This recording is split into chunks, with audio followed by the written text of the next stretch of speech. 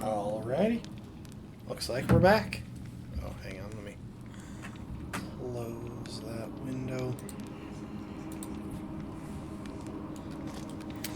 So yeah, last time we left off not long after entering the Consecrated Snowfield because I really didn't know what to do next. I didn't have a plan at all. And now I have like at least 16% of a plan. We're going full Guardians of the Galaxy here. No, I've actually got an idea at this point, and it starts with something stone hunting.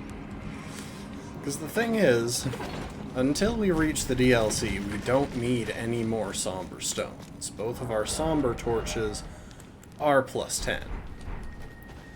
But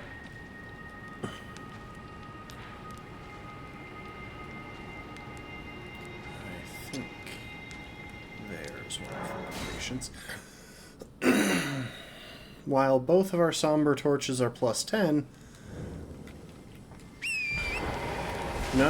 neither of our main smithing stone torches are near that upgrade level.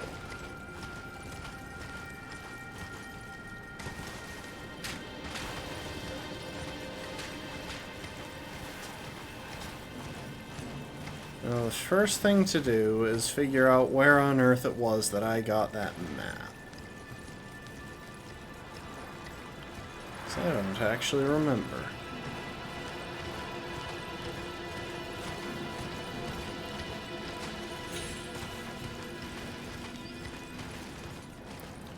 Because apparently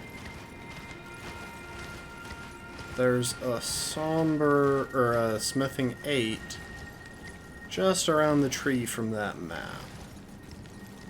And it's one of two singular smithing 8s that I know we've gotten one of.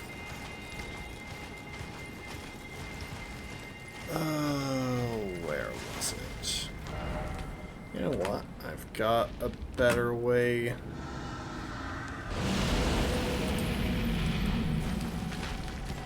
Hi there. I've got a better way of figuring this out.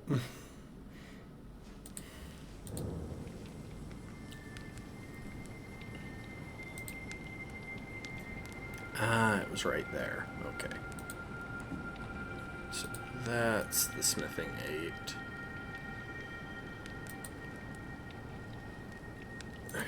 As is... Huh.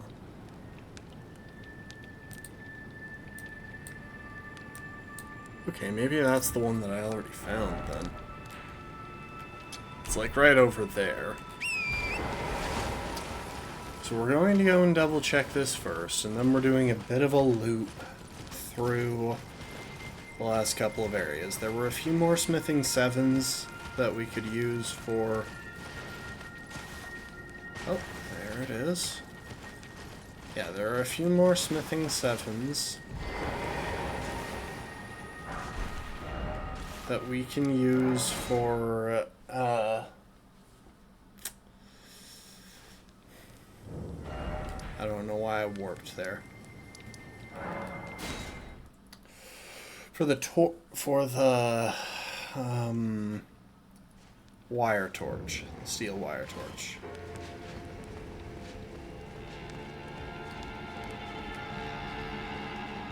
Don't worry about that glowy thing. That is the... Oh, hello. Those the smithing stones I was looking for? But yeah, don't worry about that item. It's the Eclipse Shotel. It's just a weapon that we don't need. And I know I've picked up no shortage of things that we don't need, but... You know, don't worry about it.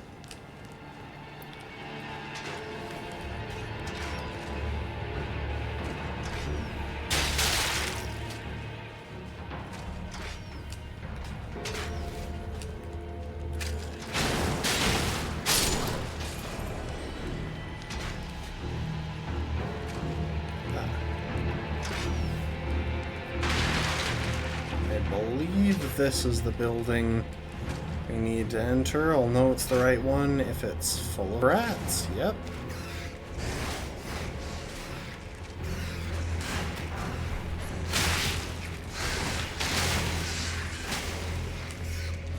Okay, that's 3 smithing 7s.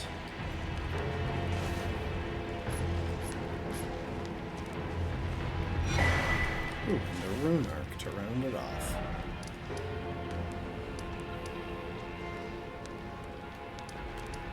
Okay, next is the Guardian's Garrison. Welcome to the stream, Rafkin.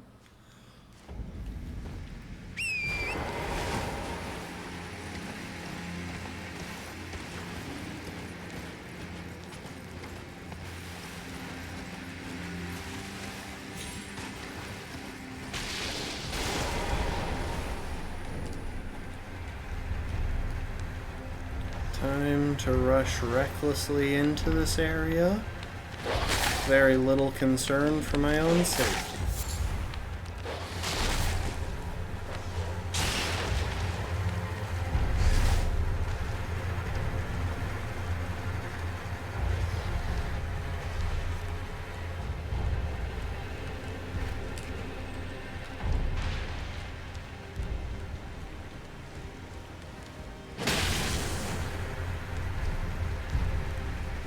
Jeez, these guys have long torches.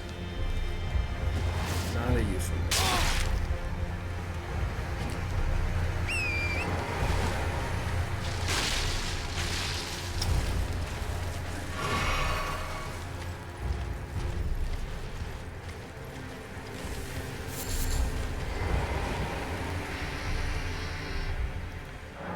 Okay, that's a couple of smithing 7s.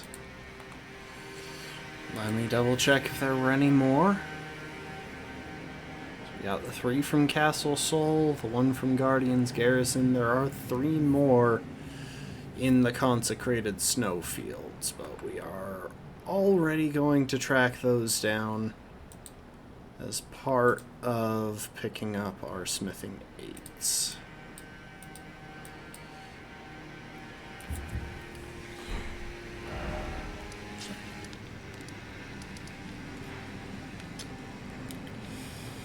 This next one's going to be very fun because we have to bait a rune bear to come and deal with it. Actually, we might get a chance to see just how effective this torch is at putting a rune bear to sleep.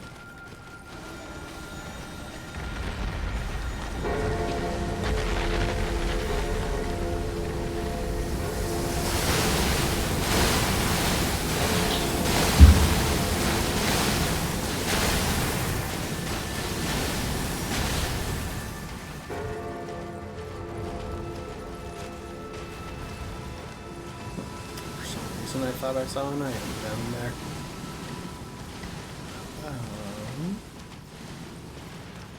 Okay, there's the statue.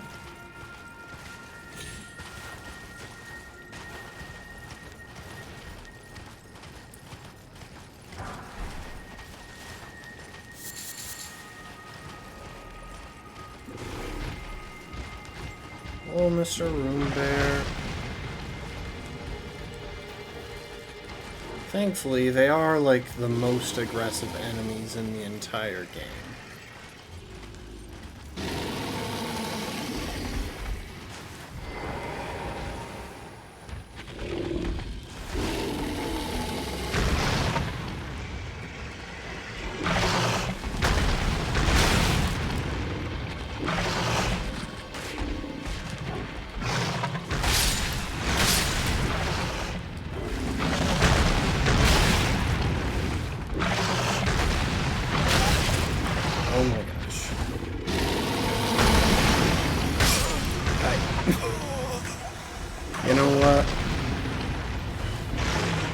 I should probably be upset about that, but...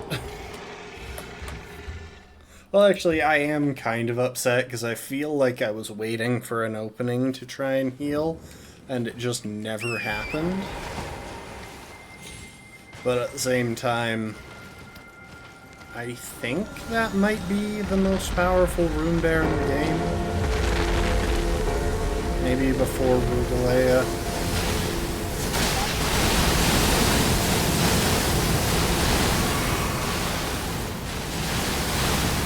Sorry, Torrent. I'm kind of tempted to try and fight that thing, though, because... well... sleep is supposed to be insanely effective against rune bears, and I'd like to see how that plays out. Anyway, 3 7s, 1 8.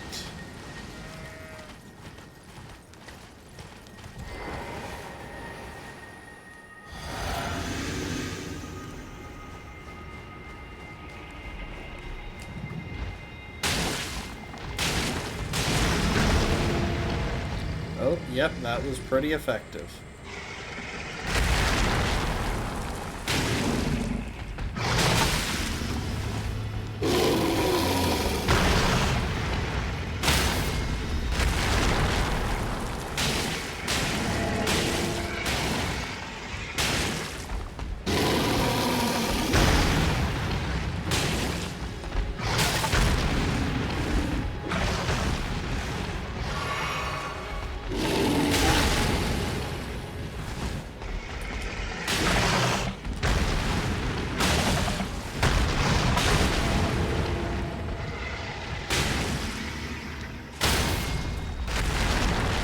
Yeah, I'd say this is pretty effective.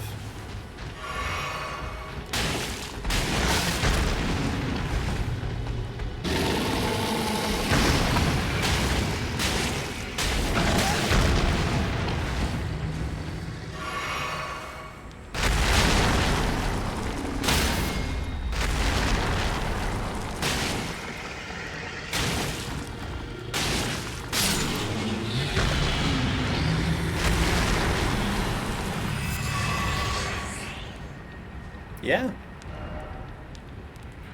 I stand by my earlier assessment. Okay, there's also one... the Yellow Annex Ruins. Right around here, apparently. Which means we get to run past more rune bears. You know, while we're here,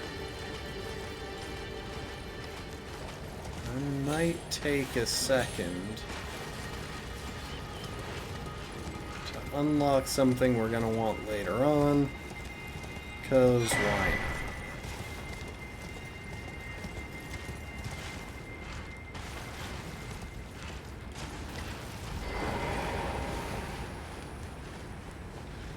I don't know if anyone has ever fought this enemy legitimately, so what I'm about to do can't really be coined legitimate.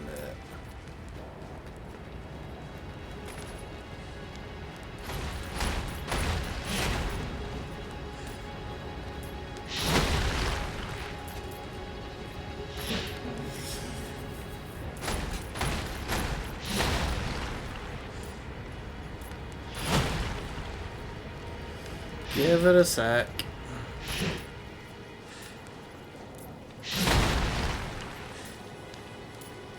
Where are you, Sanguine Noble?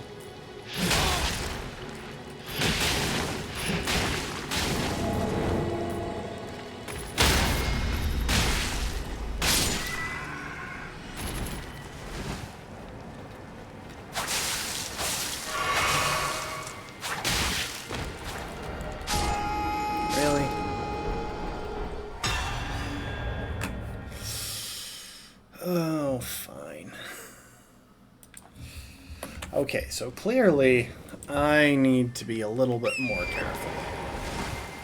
There's not much I could do about him jumping on top of me, but that at least clears up the path to the portals and roads area that I'm just now realizing we will never need.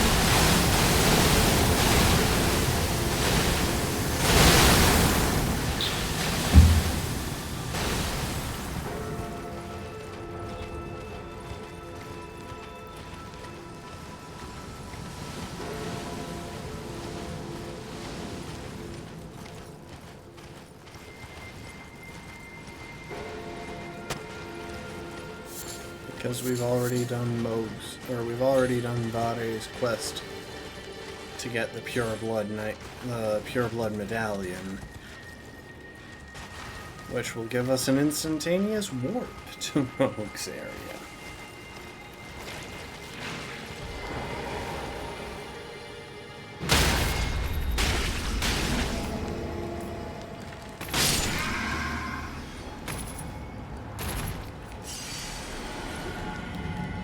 So yeah, now that I think about it, I doubt that we will ever use that portal.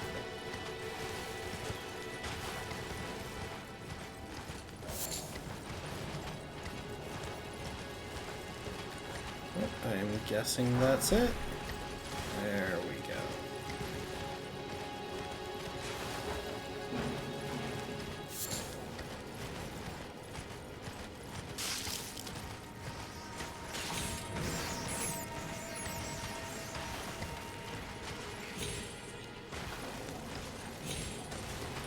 This is a cool location to explore during a first playthrough, but other than that, I've never really had a reason to come back to Yellow Annex.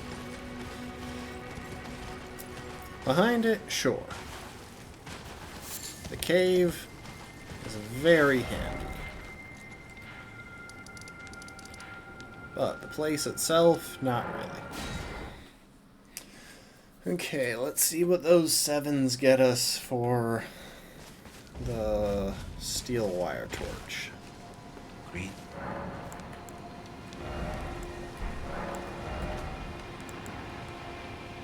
Nice.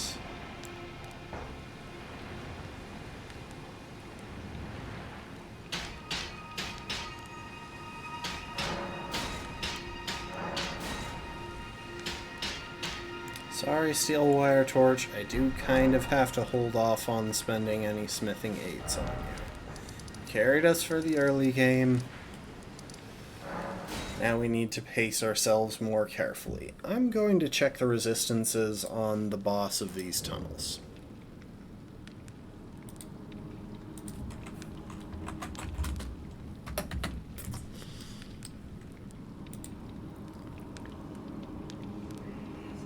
"40 elemental across the board. Immune to sleep." Okay, I think that means for this tunnel, the Sentry's torch is going to have the edge.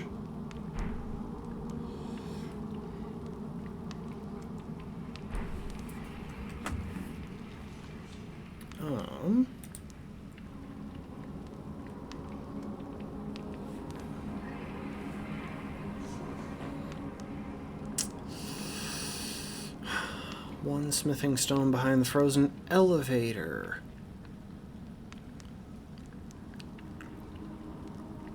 Two in a crack in a wall beyond an alabaster lord.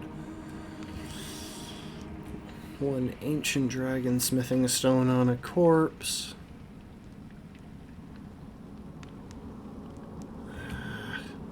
I think I just kind of need to keep my eyes open and play it smart.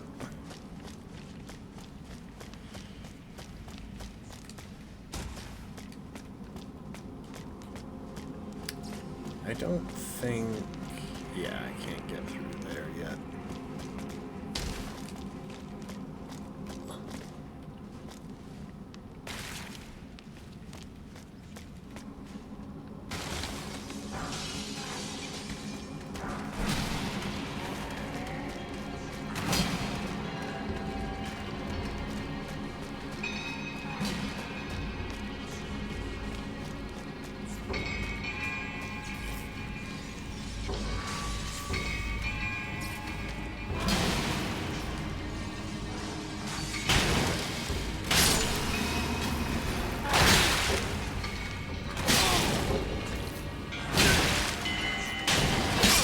I forgot that I would bounce on him. Okay. It's time to focus a little bit, so you know what? I'm gonna give myself a focus aid because I have now died 3 times in less than half an hour of the stream.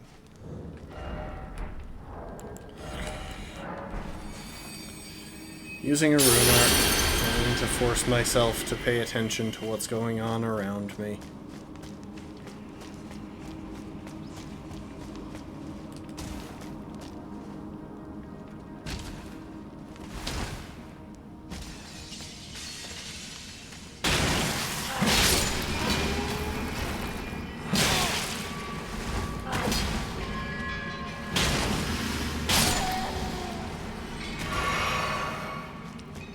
These guys do, in fact, hit pretty hard.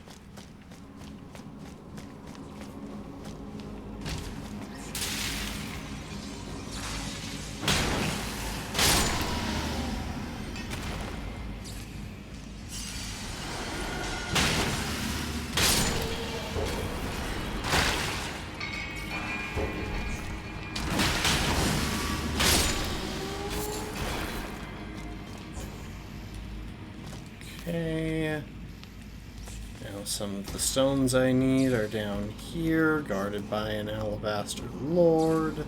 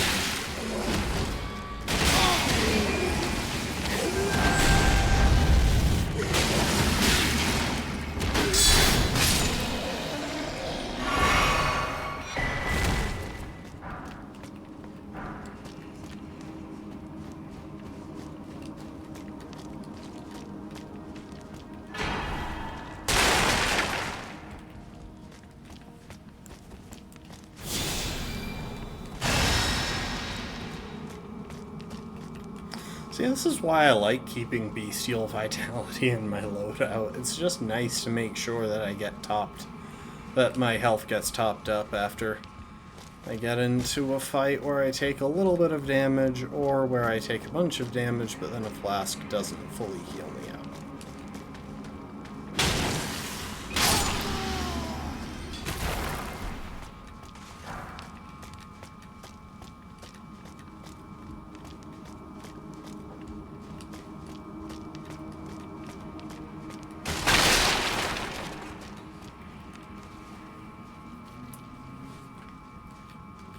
So there should be 8 smithing aids in here, which means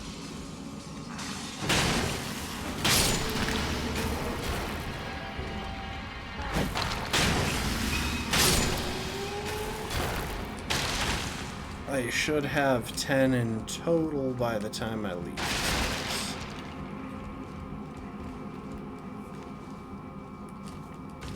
I almost missed this one.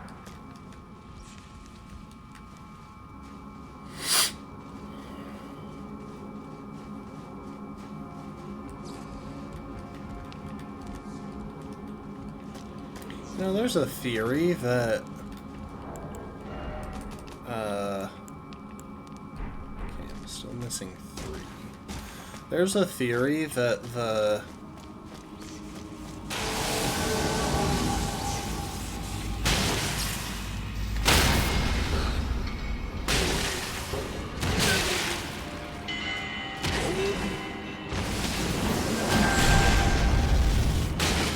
smithing stones are the scales of dragons.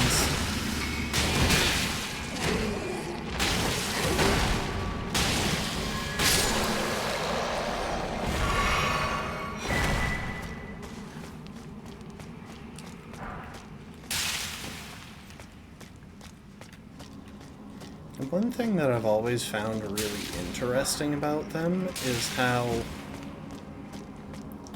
the high-level smithing stones start to get more and more white they get closer and closer to the color of somber smithing stones. Oh. We're close. I think that's all but one of the 8s that I was expecting to find here. Yep, so there's one more somewhere in here.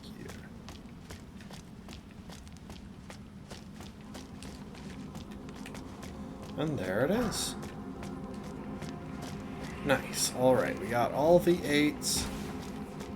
Let's open the shortcut. We are going to warp out briefly.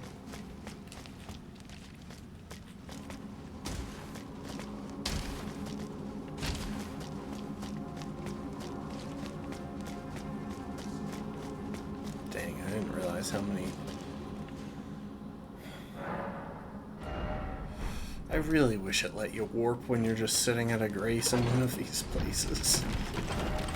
Other than making me go all the way out.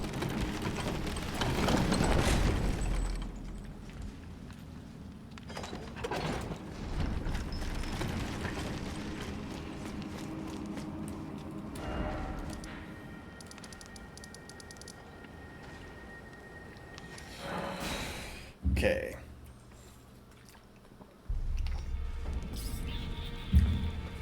And I think those smithing 8s should give us just enough to get the Ghostflame torch all the way to max level with an ancient. I took you for dead, no matter it's On all the top your of own. that. Obviously. Nice. Also, apparently we will never need another ancient dragon smithing stone because we have 4, and we only get 4 smithing weapons in this run.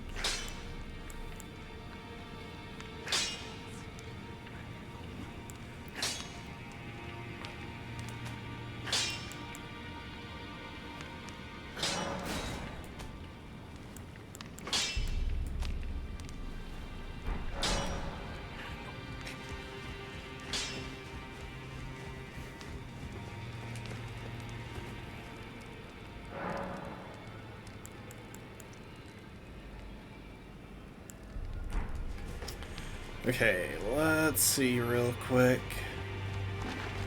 I want to duck over here. I think I'm just going to spend some runes because...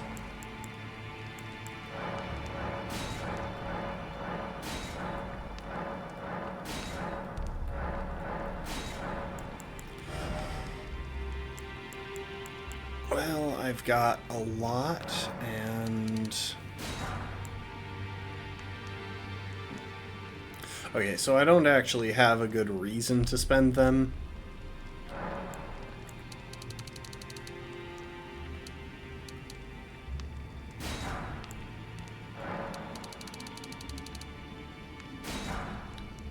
But, you know, I have them, so why not? I obviously could make better use of them by buying, say, a bunch of... actually, come to think of it, how much crab meat do I have? I have 77, that's a good amount. Well, I took you no matter out your own. But I figure... we've got these other torches, and I do kind of want to upgrade them.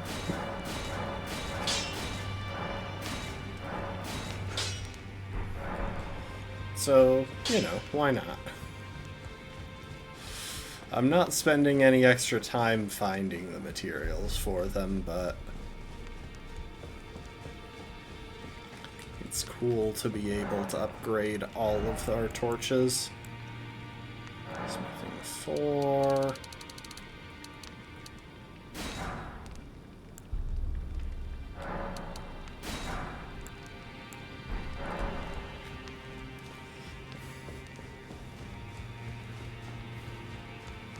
There's so very little point to so much of this. Should I prep something? Back over no matter.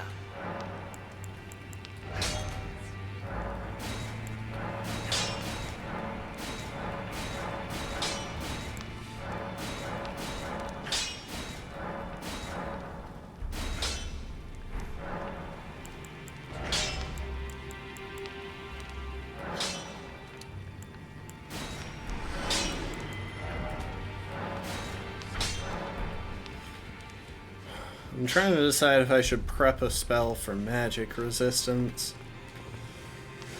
The thing is, the boss here has attacks that are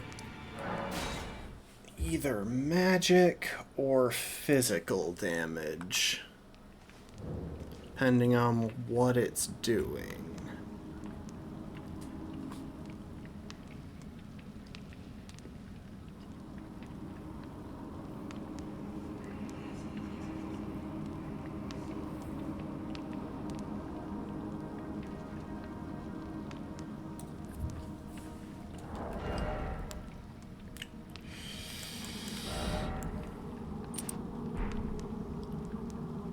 You know what? That'll be the strat, I think.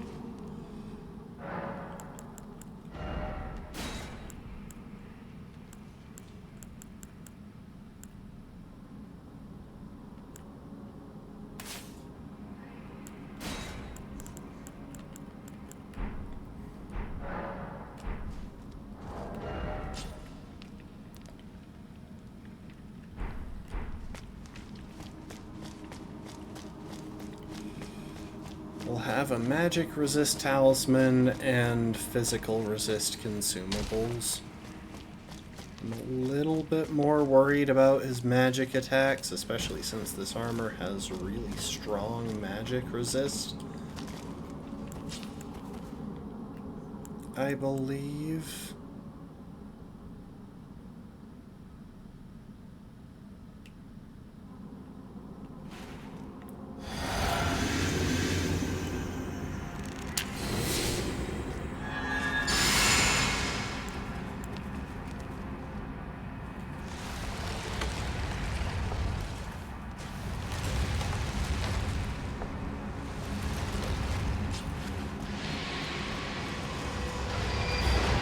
Continuing a trend that's been pretty common in this run,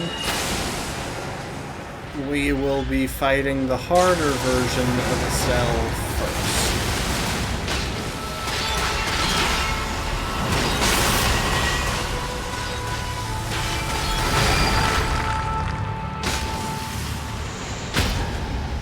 Oh my gosh, I can't believe that worked.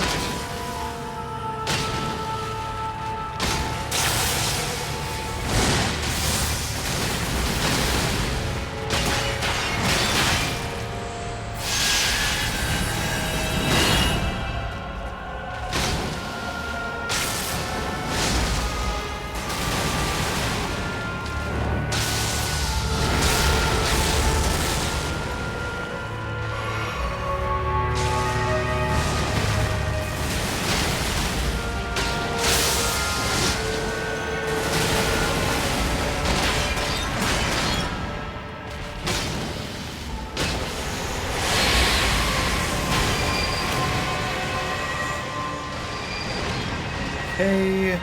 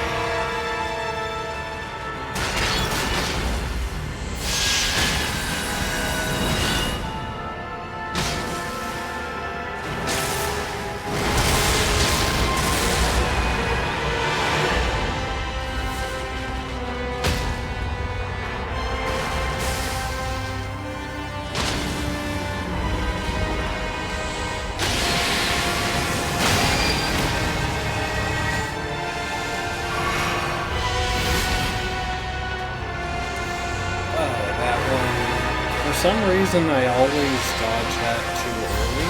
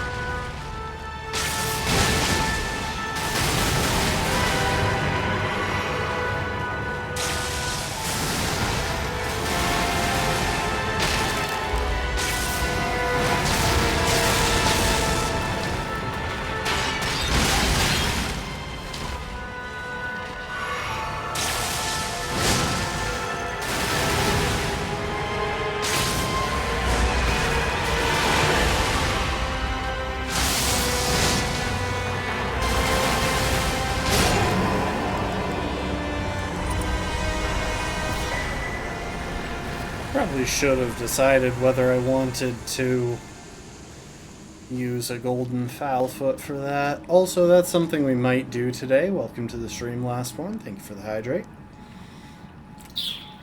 I'm just now realizing that you arrived before that boss fight even started, and I totally didn't notice.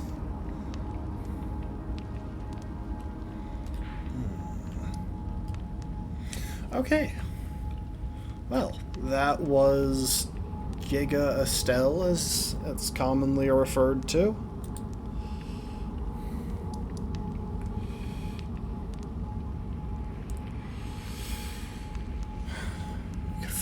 We could head for the Stray Mimic tier, Putrid Grave Warden. I feel like out of these, the worst one is probably going to be the Knights Cavalry duo.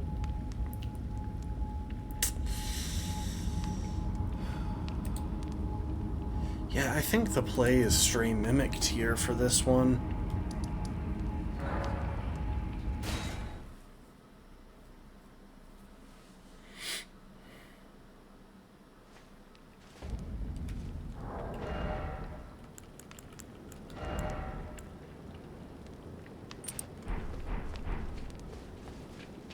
Oh, hang on.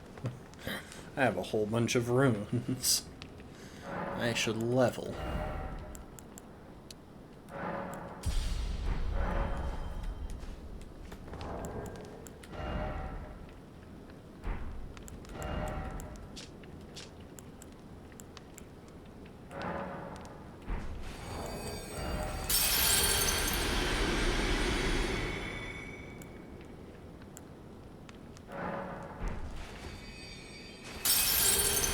Welcome to the stream, B.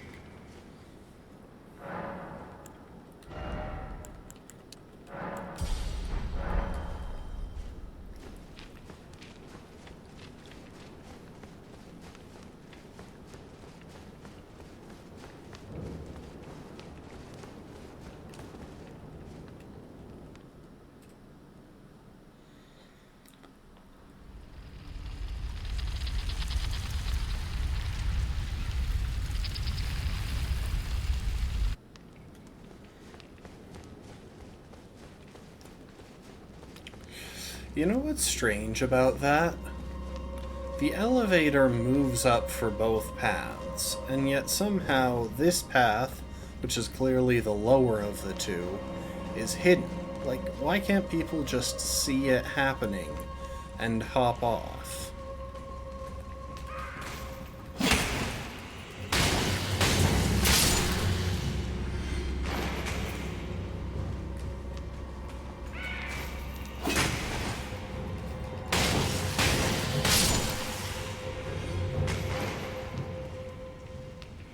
And now we land perfectly safely and clear a bunch of illusory walls that were going to annoy me if we did.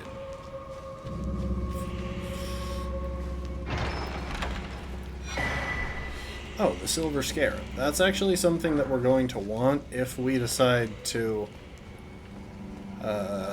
gather Foul Feet.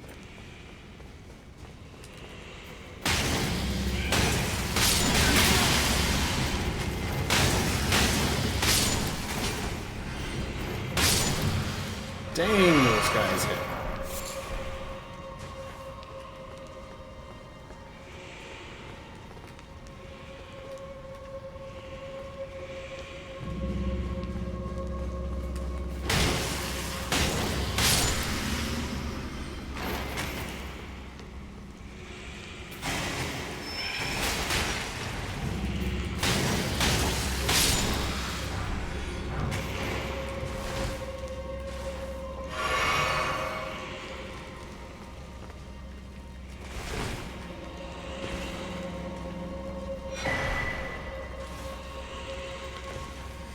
Okay, there's the lever.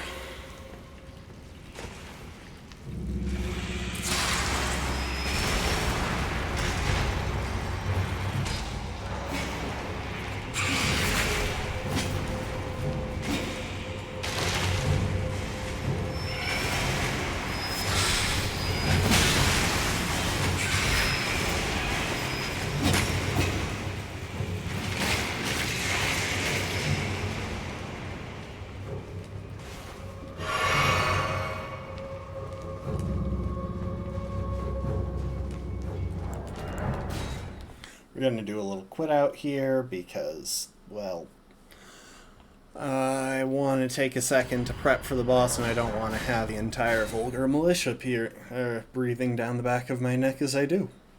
It's a lot of menuing. Okay. I am going to give him the Beast Repellant Torch.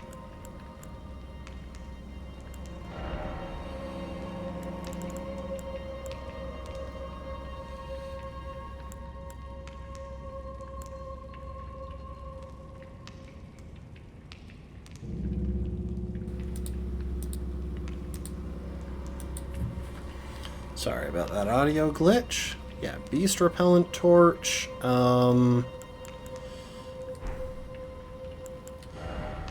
He can have enhanced horseback attacks.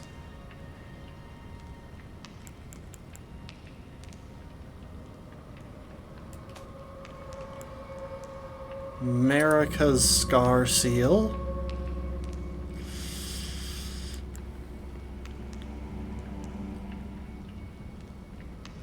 Resistance to holy damage. And I'll even be nice enough to give him the Ritual Shield Talisman. Now, he'll actually be able to use that. He will, of course, be naked.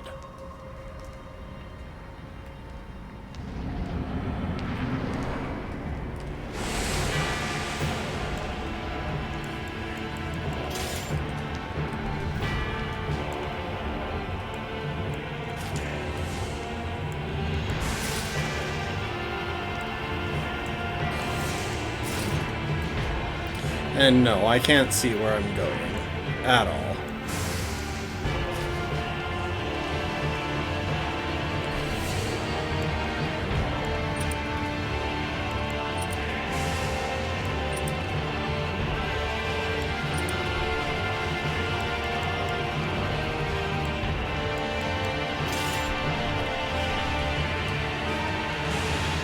He's just spamming the absolute crap out of that.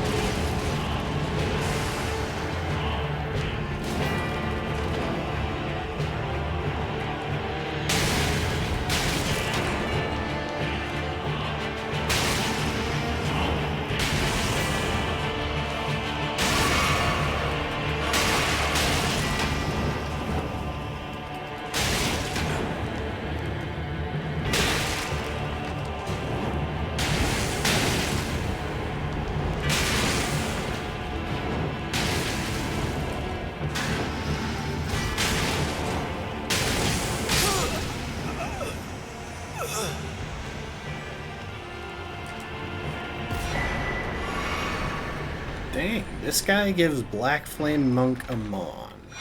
Also, I completely forgot to swap talismans there, but I think he gave like 5,000 runes, so it probably wasn't an issue.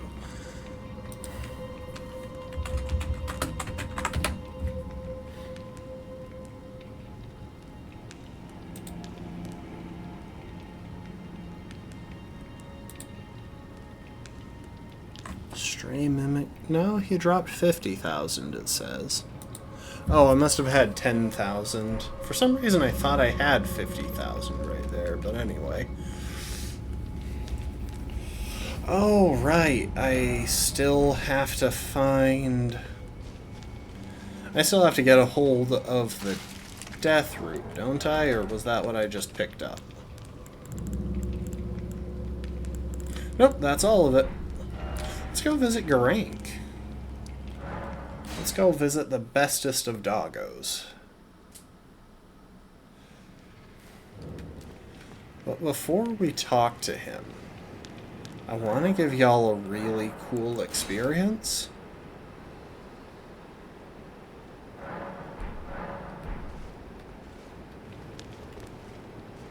which I think only happens at night.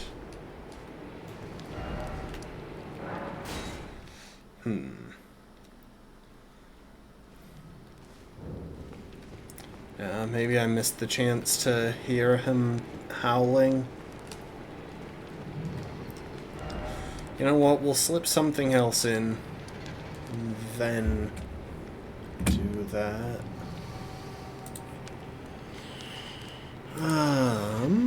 Why am I looking at that when I don't even know what boss I want to look up? Consecrated Snowfield, Grave Warden Duelist, Misbegotten Crusader, Great Worm. Let's go fight a Great Worm. Oh, I just remembered. There's another place we can get smithing stones. Why do I always forget about this one? You know what? This loadout is pretty ideal for this fight. Okay, first things first, we're gonna grab a Grace over in this area.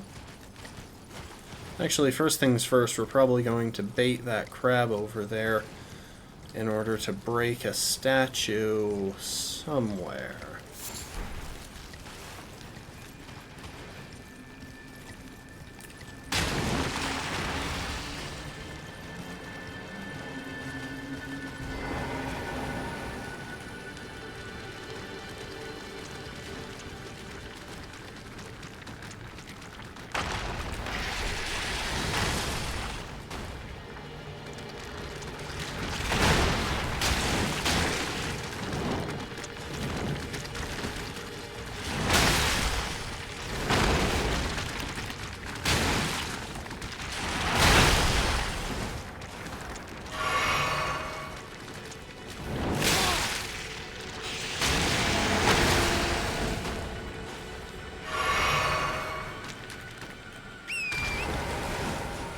Goodbye, Mr. Crab. And hello, Mr. Octopus.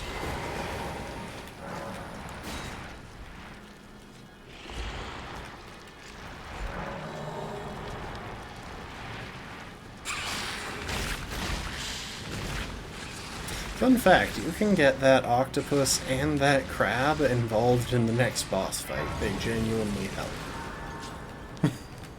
They are extremely helpful for drawing some of the aggro and for dealing a surprising amount of damage.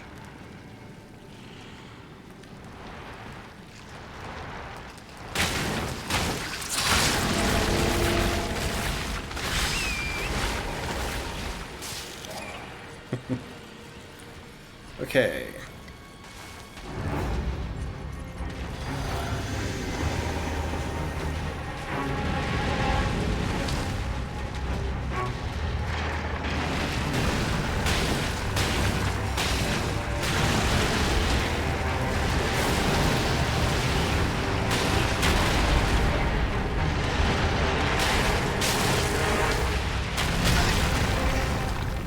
I forgot this guy hits harder than he really should.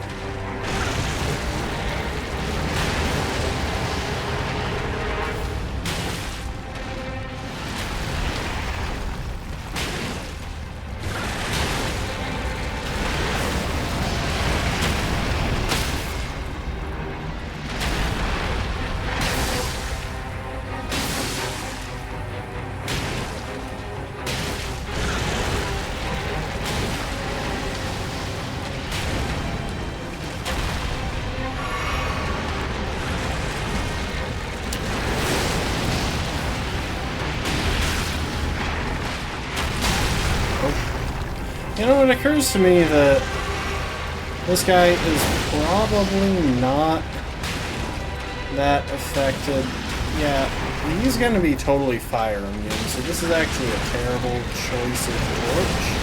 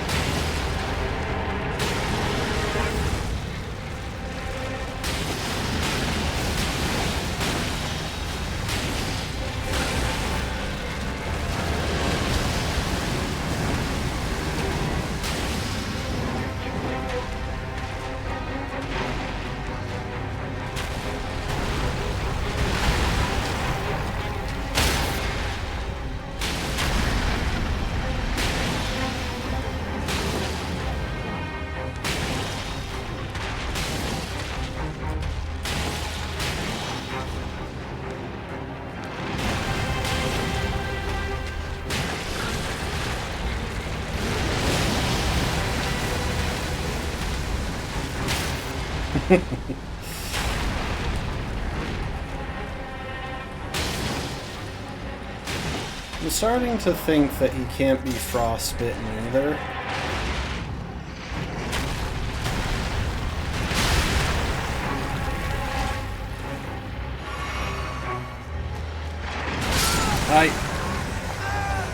Gosh.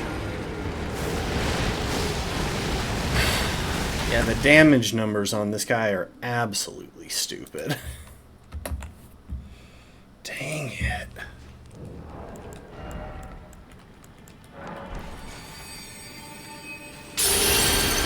Okay, I should check his stats rather than just flying in blind.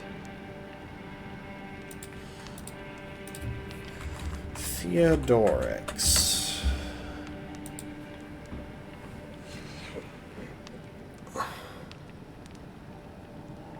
Highly resistant to frostbite.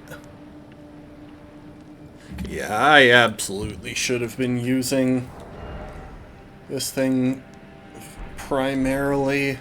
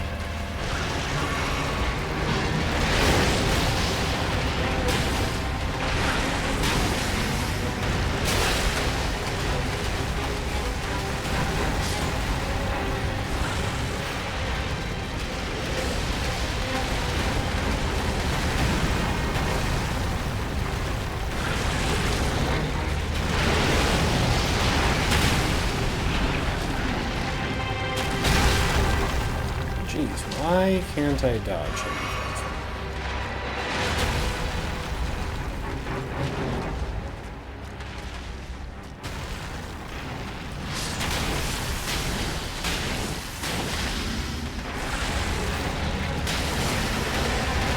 Why are you spamming that?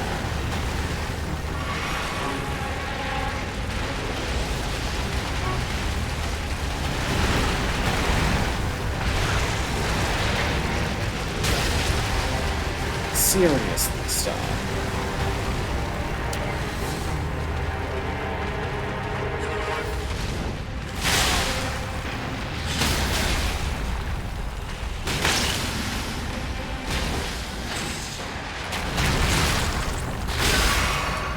Why are you attacking me?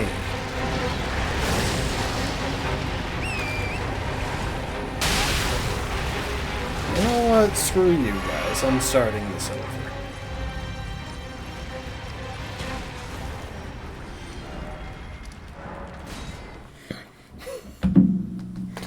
That fight just fell apart so hard. And as stupid as it is, I honestly think St. Trina's torch was the right call. It's gonna have terrible damage, but he spends half the time asleep and the other half the time stunned. And somehow, I have a feeling that's a pretty winning combination.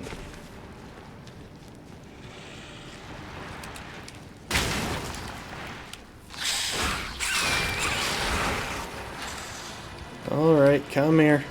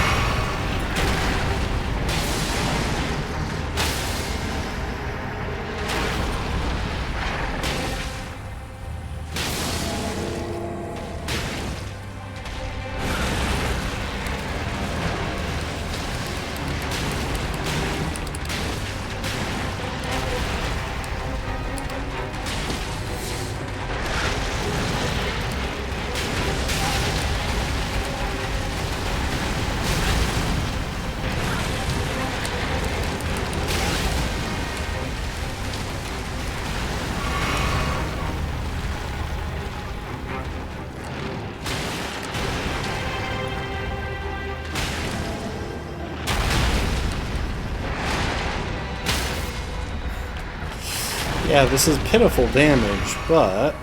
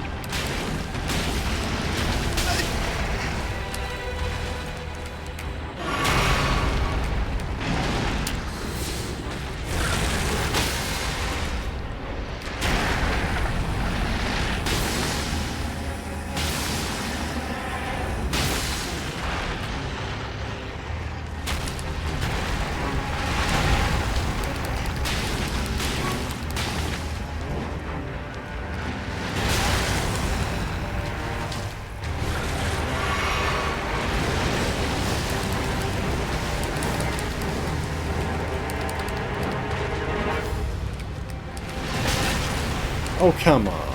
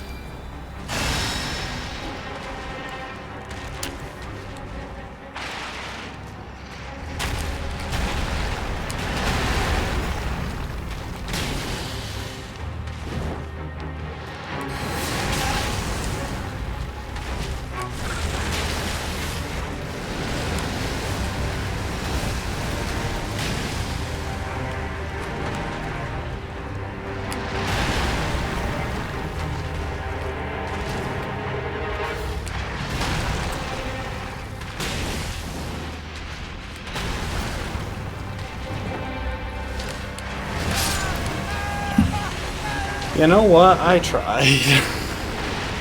Okay. I'm not popping another rune arc for this guy. Oh my gosh, my damage sucks against him. And he's got so much health.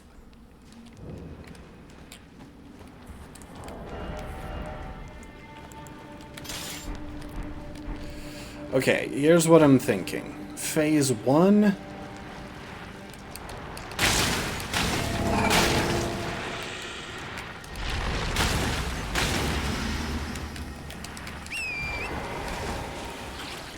Phase 1, we use the Sentry's torch for raw damage, and Phase 2, we try and wear him down with...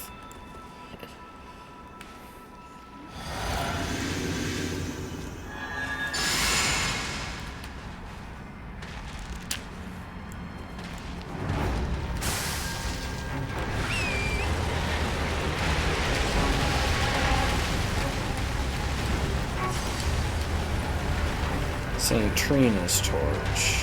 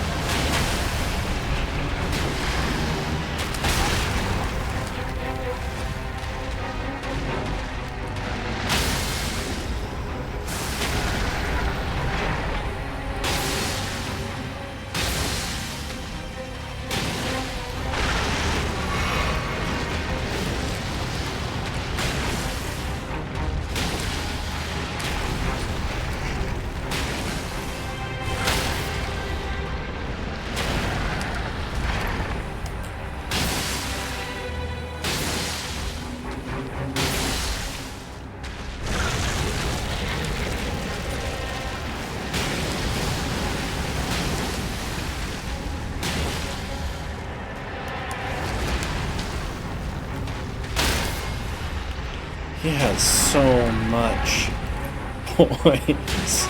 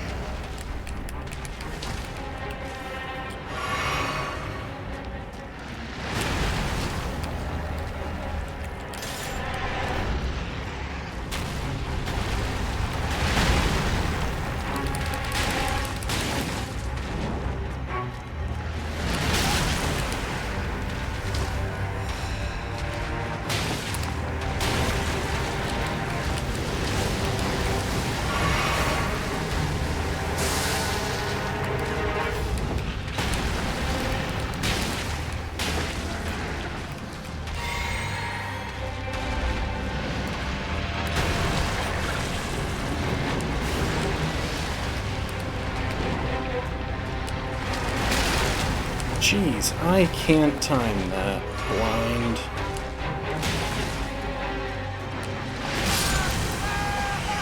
For the life of me, I can't time that blind. Also, it's not working as well. He doesn't sleep fully in Phase 2 by the look of things. Jeez.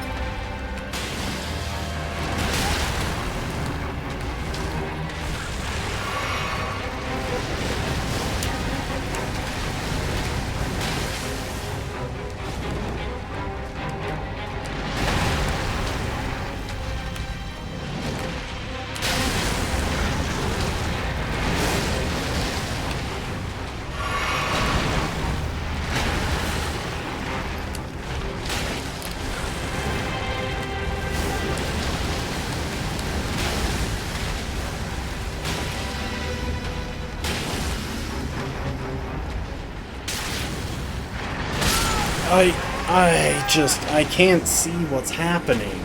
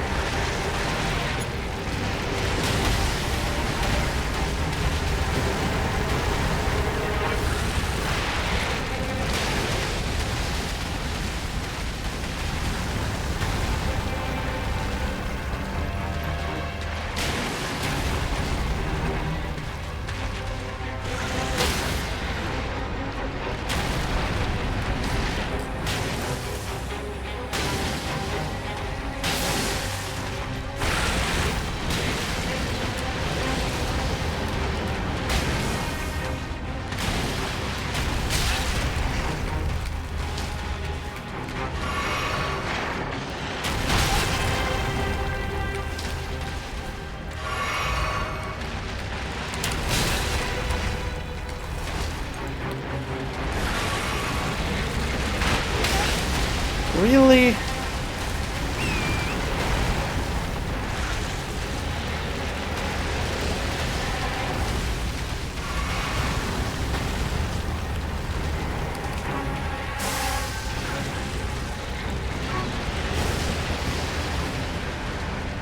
You know what? Just come here out of the...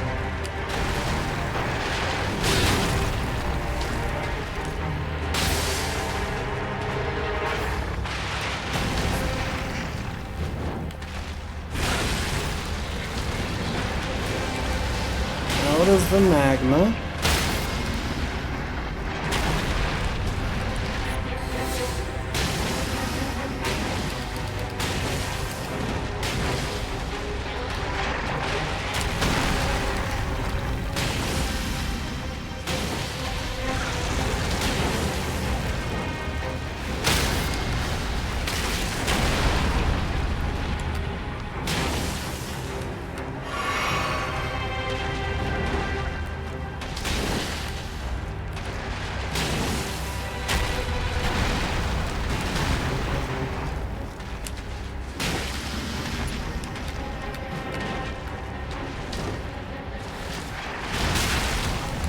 How was I able to slip in 2 full rolls before...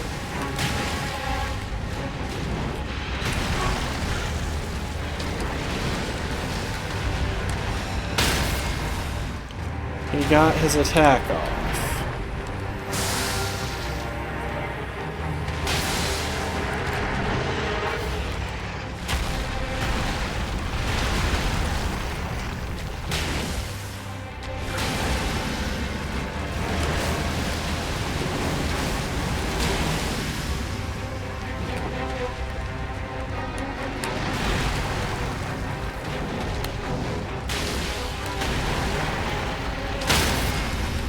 Jeez.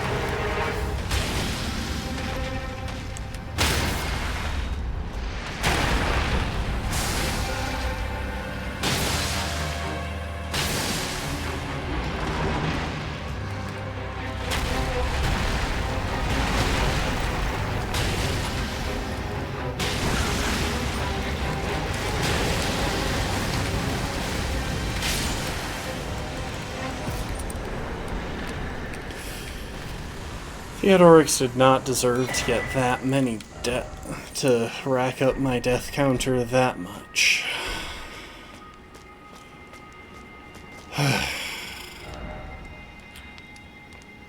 And what's more, I completely forgot what I was doing that for, which was to spend a little bit of time during the day so that y'all could see something cool at night.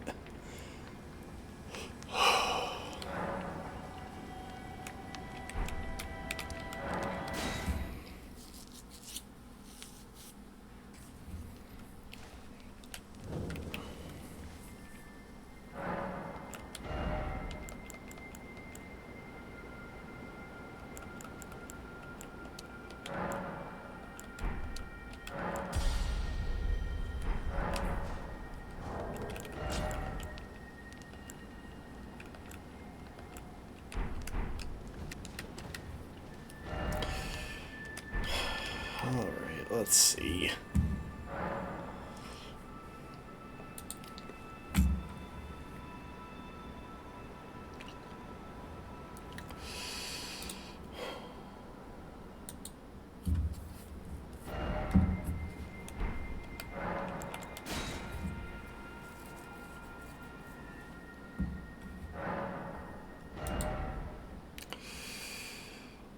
Snowfield Catacombs, which I thought we had unlocked. If not, I'm pretty sure they're like right there. Cave of the Forlorn is the one that we were just camping out in. Deathrite Bird is right there.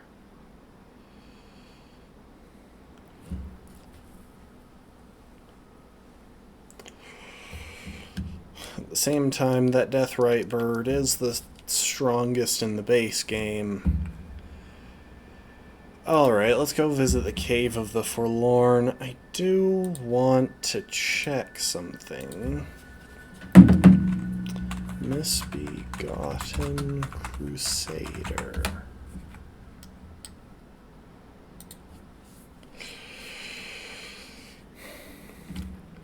Okay, vulnerable to fire damage, and can be put to sleep. Perfect time for St. Trina's torch, then.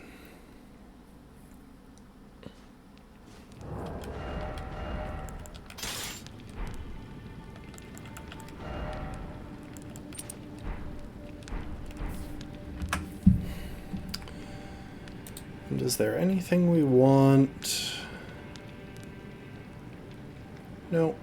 If we come across a rune arc, that'll be nice, but it's not necessary, strictly speaking.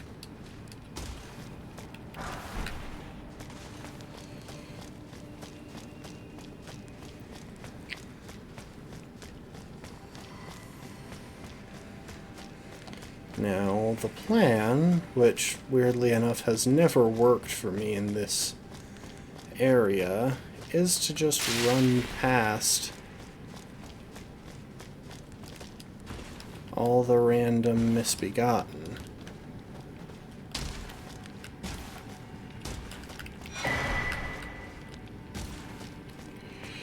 Okay, I believe this is the way forward. Hello there. Don't mind me.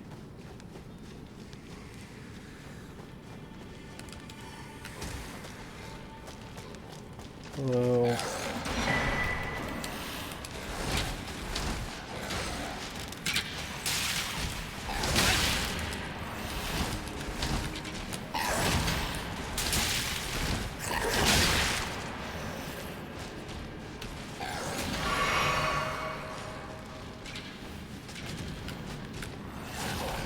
Okay, apparently that's not the way forward.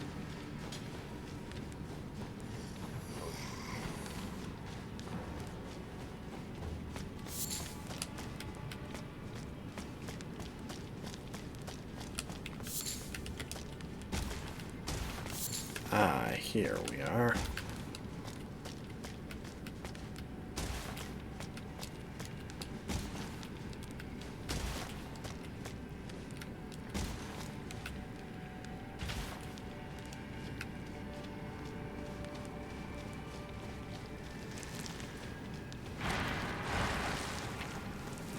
Hello, jellies.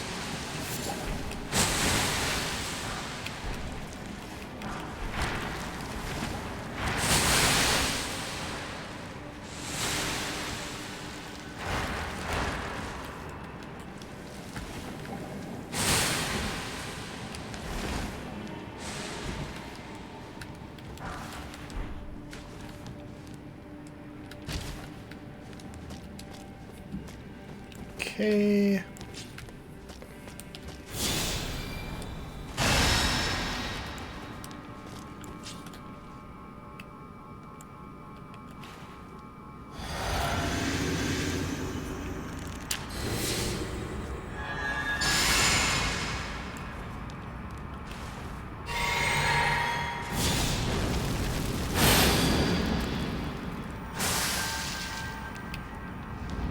Let's go for it.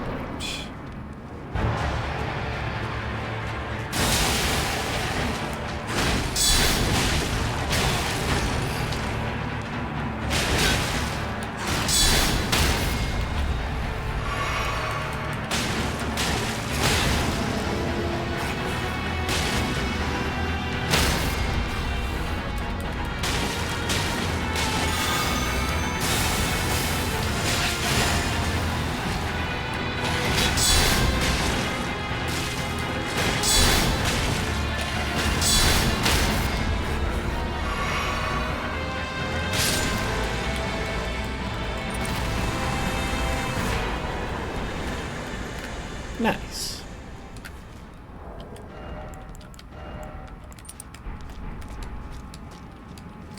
Okay. Hopefully that's passed enough time in the overworld for what I want to show y'all.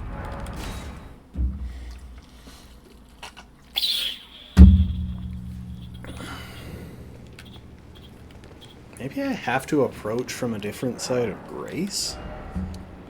I wonder.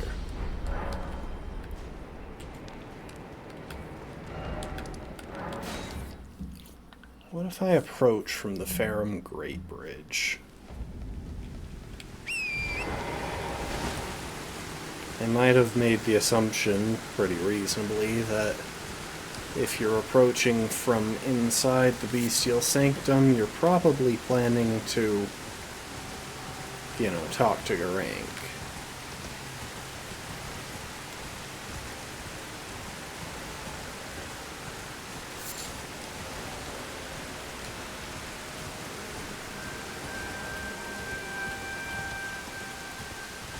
Hey, here we go.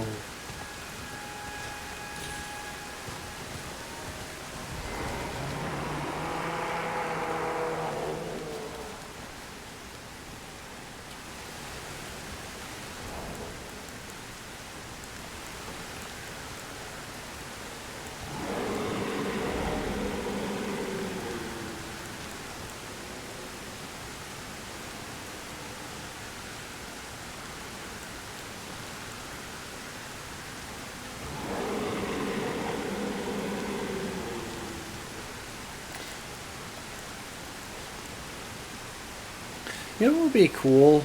Just take a knee without the hand to the head.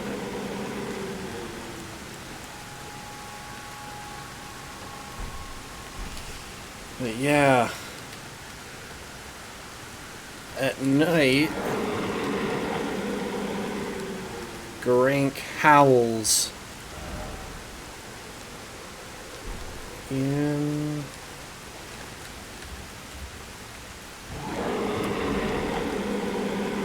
the direction of Lanedell.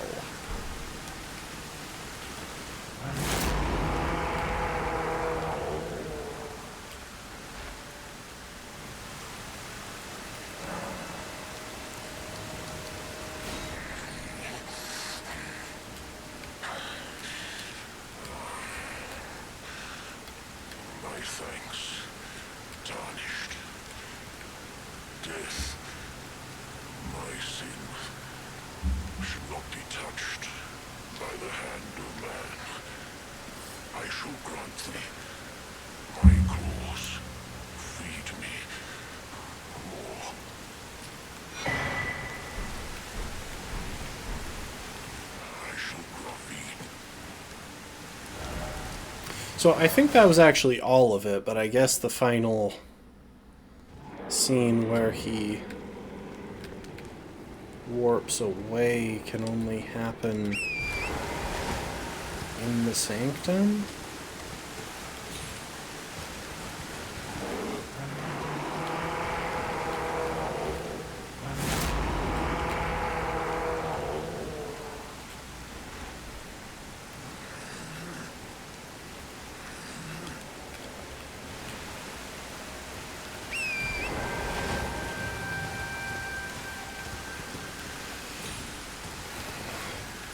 Yeah.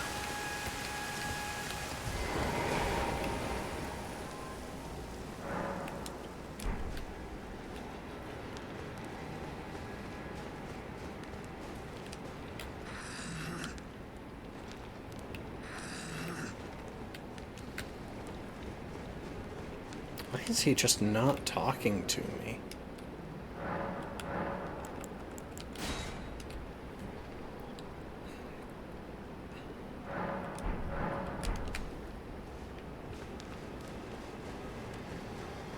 I mean, I'm starting to think that I missed...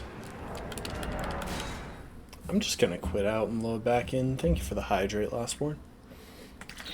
Did I somehow miss a death route?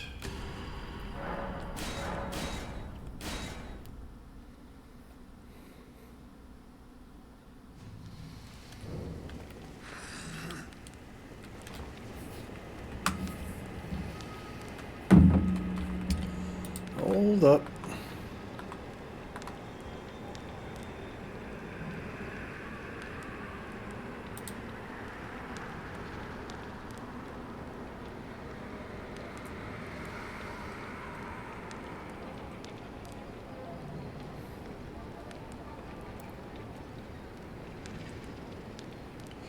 How many death root are there? There are 9. Oh, there's one in Mount Gelmir. Okay, I was like, where on earth could I have missed one? But no, that makes perfect sense, and I really shouldn't be that surprised.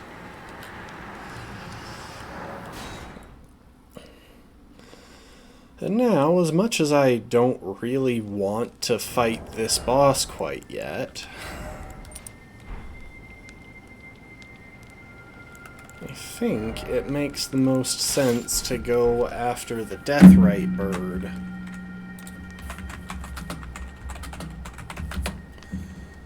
Around here before we start diving into catacombs. Yeah, so holy damage. We should actually be doing pretty reasonable damage against this one.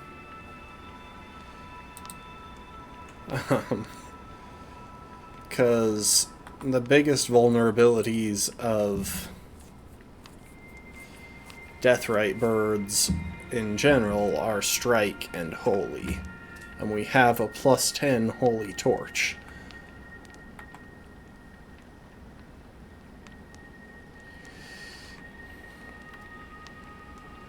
Only appears at night.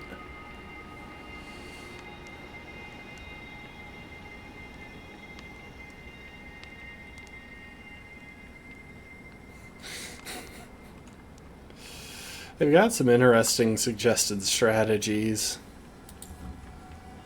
Anyway.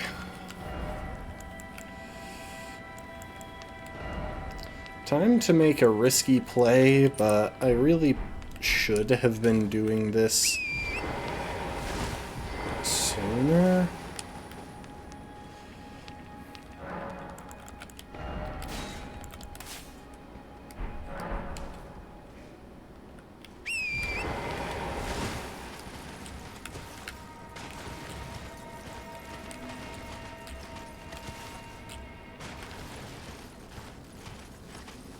Oh, wait. It's gotta be nighttime. I quite literally just checked that and somehow forgot it immediately. I think I'm gonna sit down again.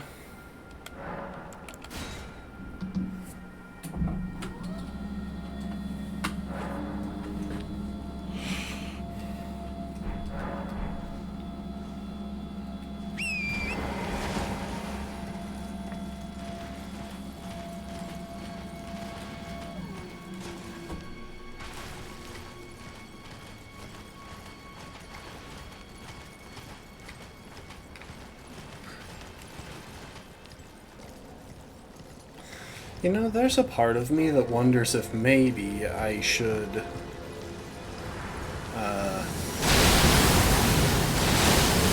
some reason I thought this thing couldn't get close enough to hit this area.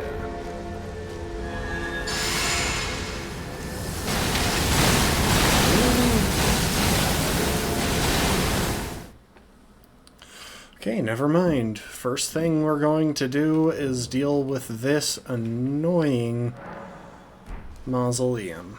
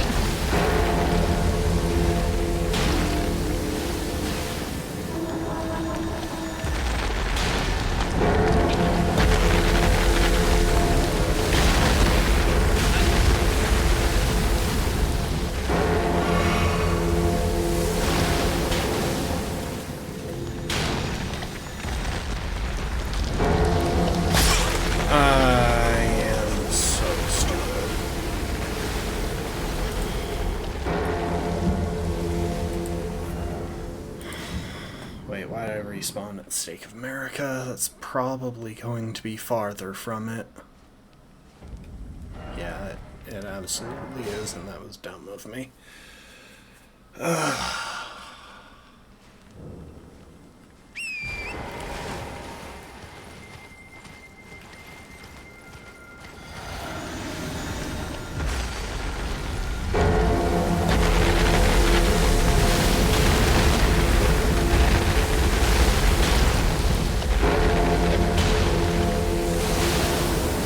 Once you knock all the skulls off your legs,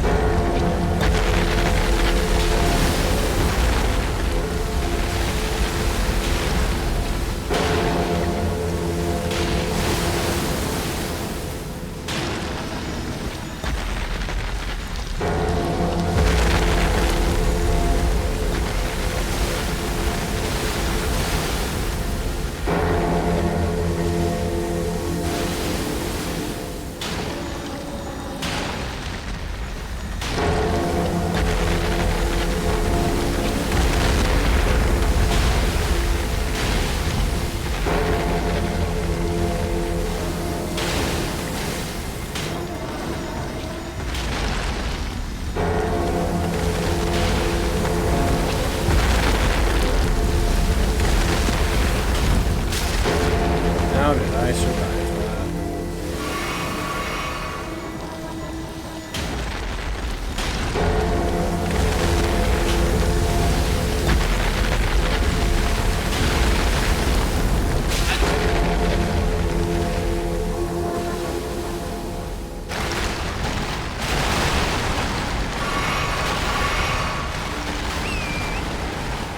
Oh, I hate that thing. Honestly, it's so annoying.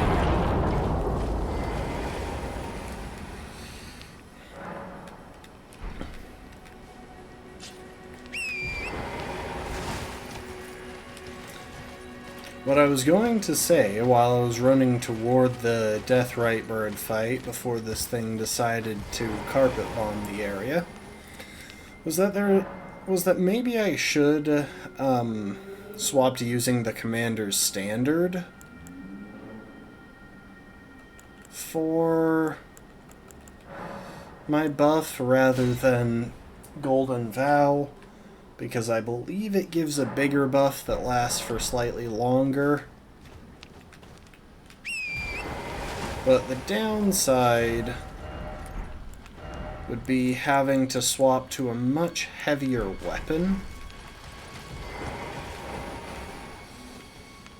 which would be kind of a pain since we're already straining to reach this equip load.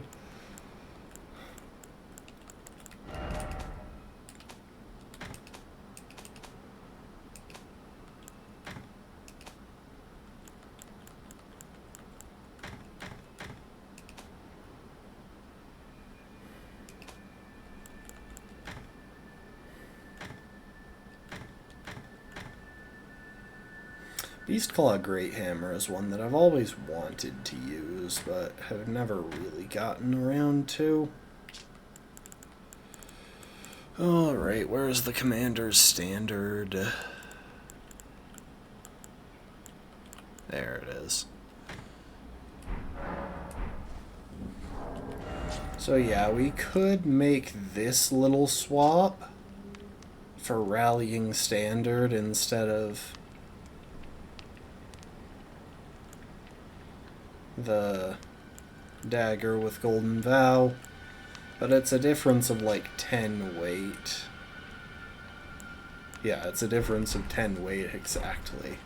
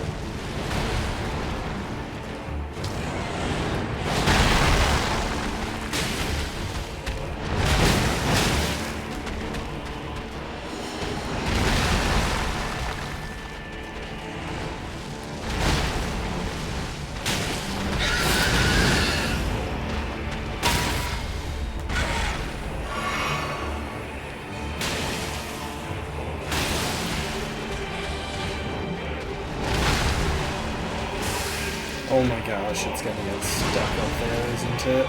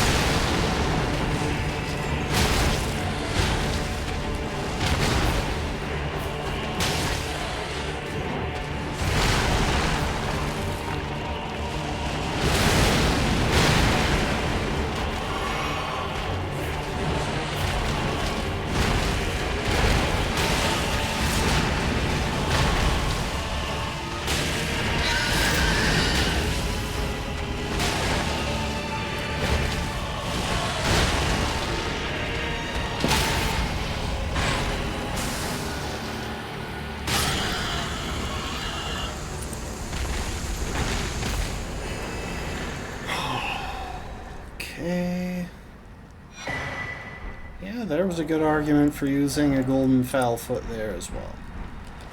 Oh, hi there.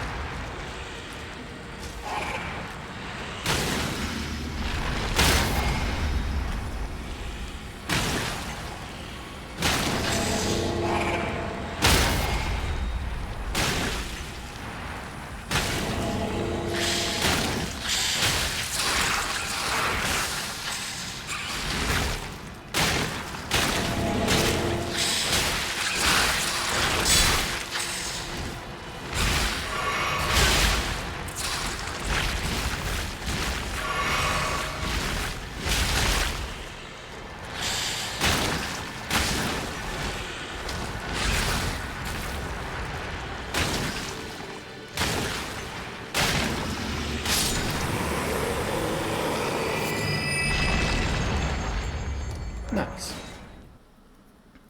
I should spend the rest of my whatever runes I have after leveling up here. I should spend on more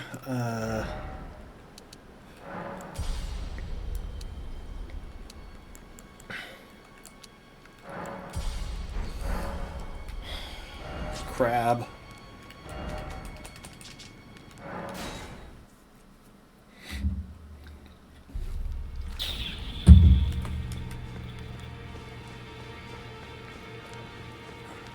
Nope, that is the wrong direction.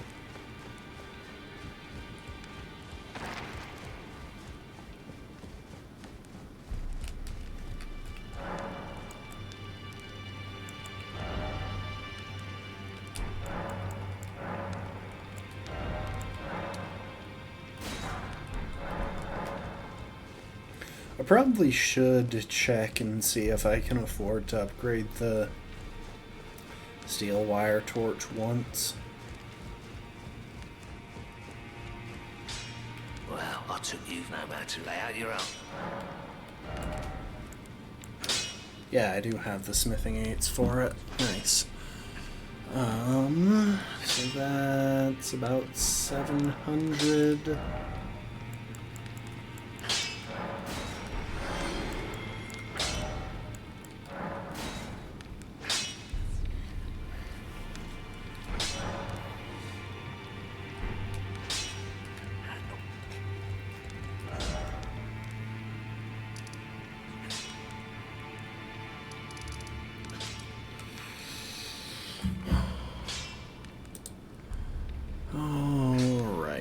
Putrid Duelist and double Knight's Cavalry. Since I want to put off the Putrid Duelist because I hate the idea of fighting them, it's gonna be the Knight's Cavalry.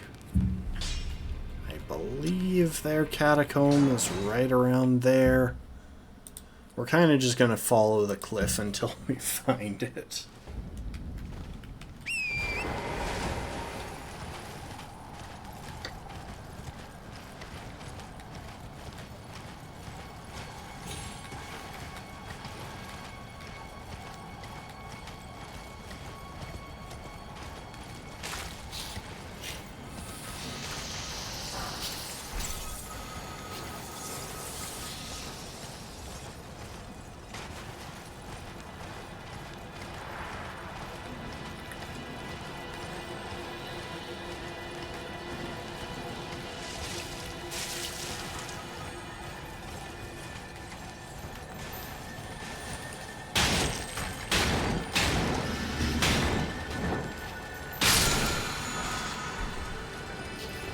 Nice.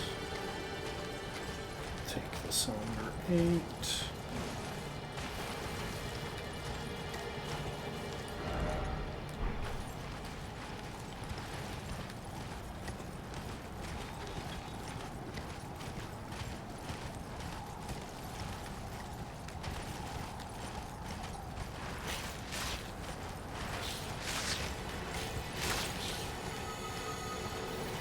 There's so many snails against these cliffs. Come to think of it, why are there snails in this area at all? This doesn't seem like a hospitable environment for snails. Does anyone know if snails are warm-blooded creatures?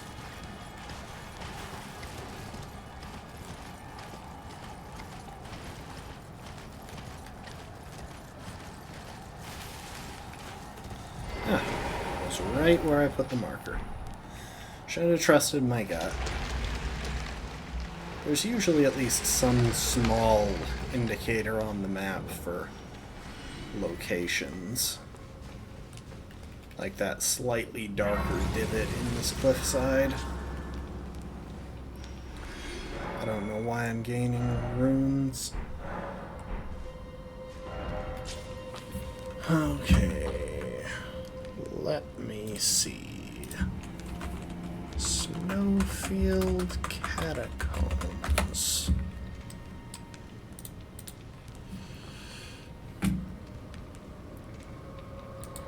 We could get the Imp Head Elder for +2 arcane, that's useless. Yeah, it looks like all I need to worry about is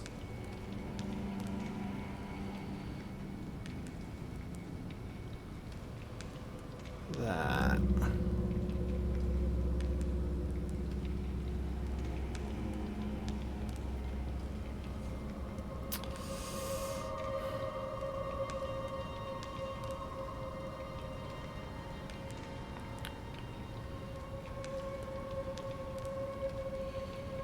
Frost traps. I remember clearing this place once.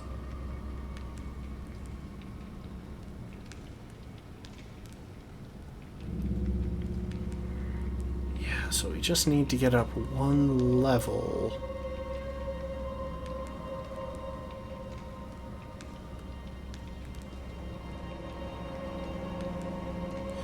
Yeah, okay. So I can tell you right now, really good chance that I die here.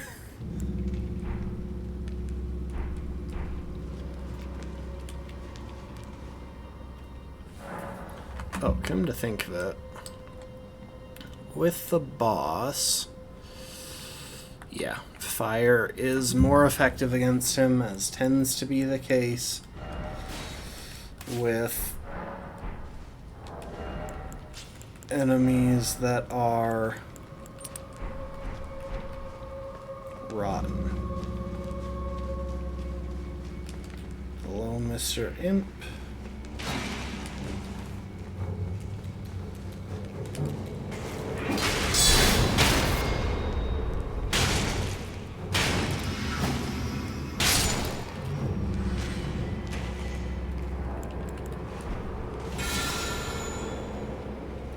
Okay, that should put down most of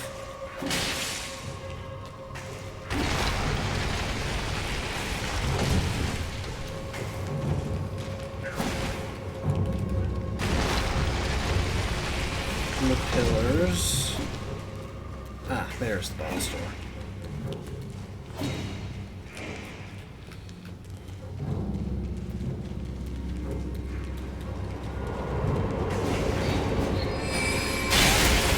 How did you make it that far?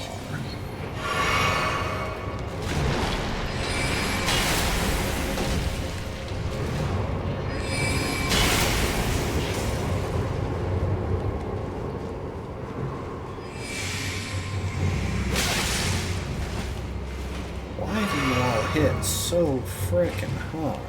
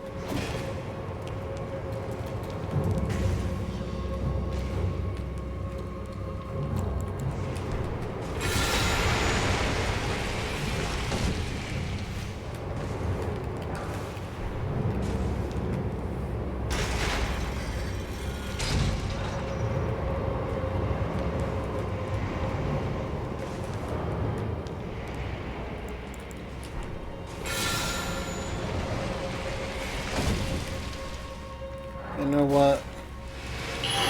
We're just gonna warp back to the Grace. I'll have to dodge a couple of imps getting back in here, but I won't have to dodge the Watchdog.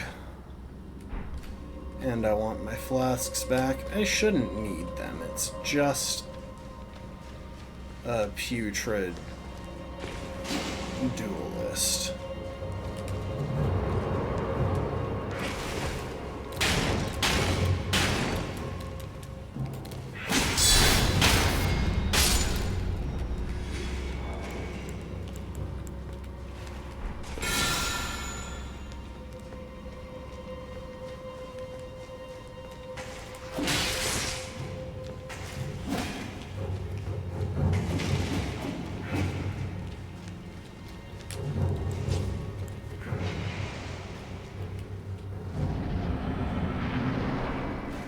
Now for the boss that gives the single coolest the single coolest chess piece in the game.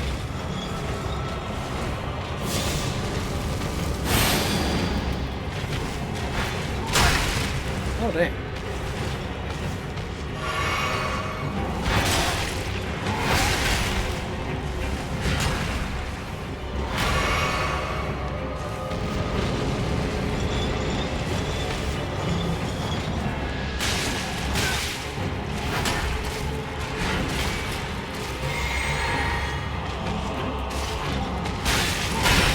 Oh my gosh.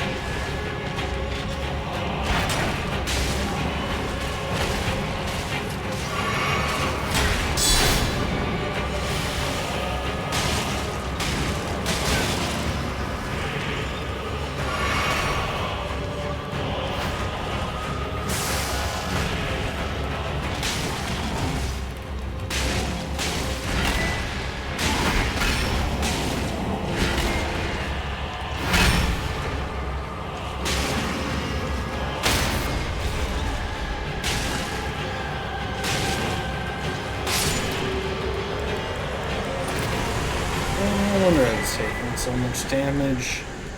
I was still wearing the magic resist talisman rather than physical. Anyway, just wanted to acknowledge that this is the coolest chess piece in the game. Like, it's just so much style. Also, I'm afflicted with Scarlet Rot, and I should probably deal with that and or warp out.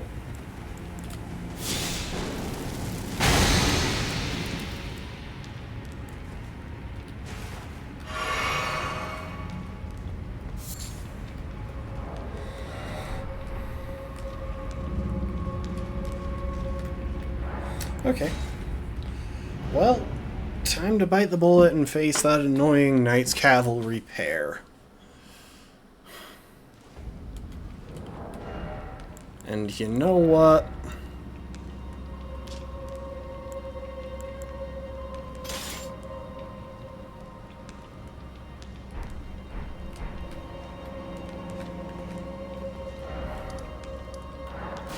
We will even try to parry the one of them that can be parried, since they can't both. It's cavalry.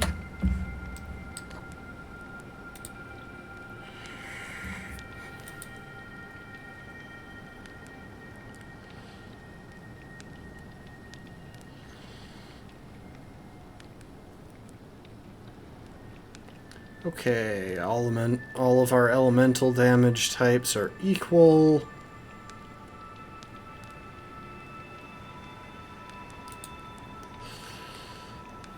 They are immune to sleep, but not to frostbite. So I'm thinking we go for the Ghostflame torch.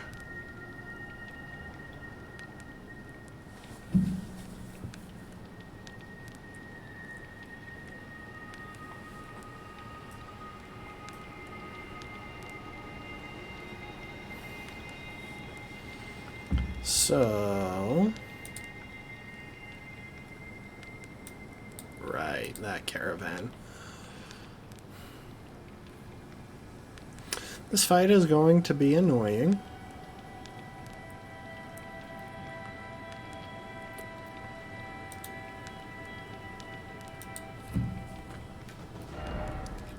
They should be somewhere around there, and they only spawn at night.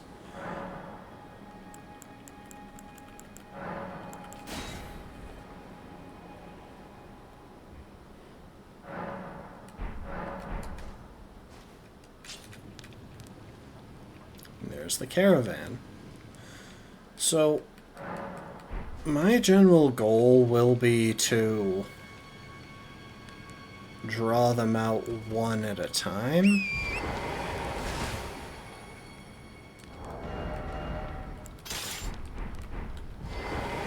Need to remix my Wondrous Physic.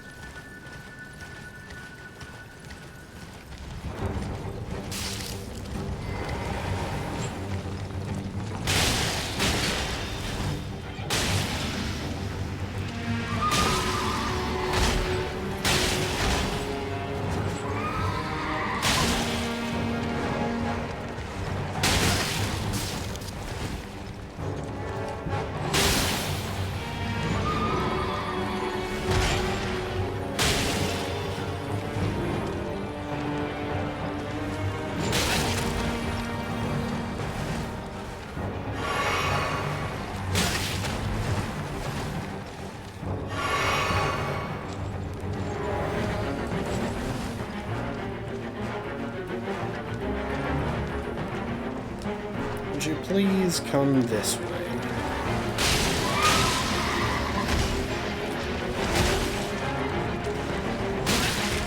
Why can't I hit you?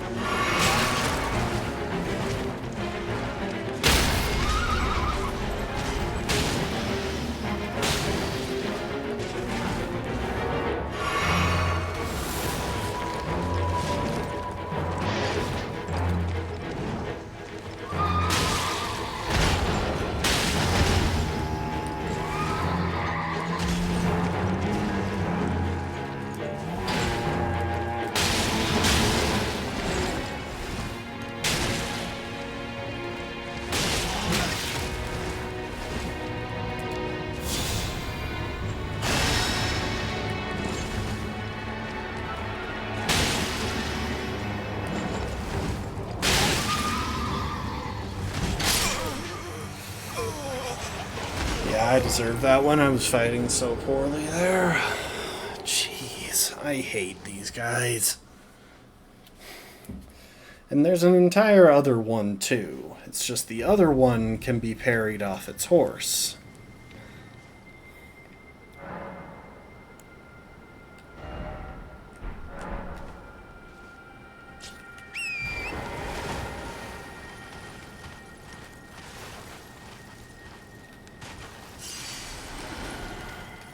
It's just there are so many... It's not even that there are hazards. There are spaces that I just have to avoid.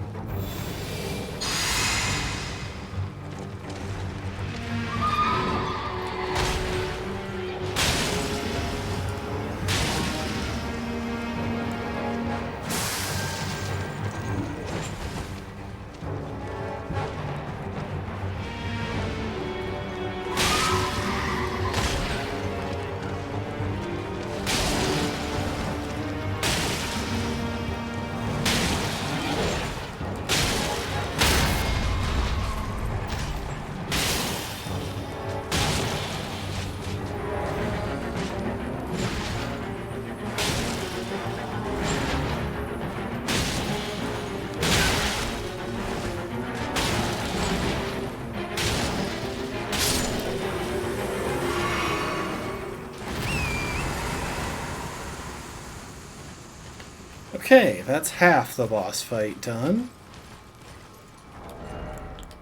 Now we swap to a shield that can parry, and we take our best shot at the other half.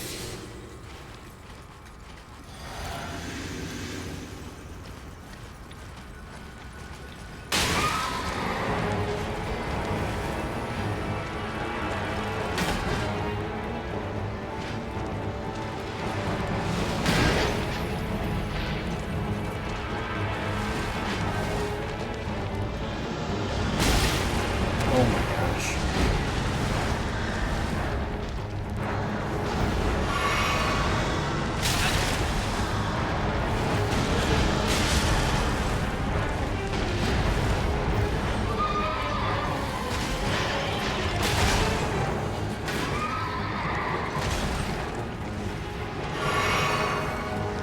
Come on, jump attack.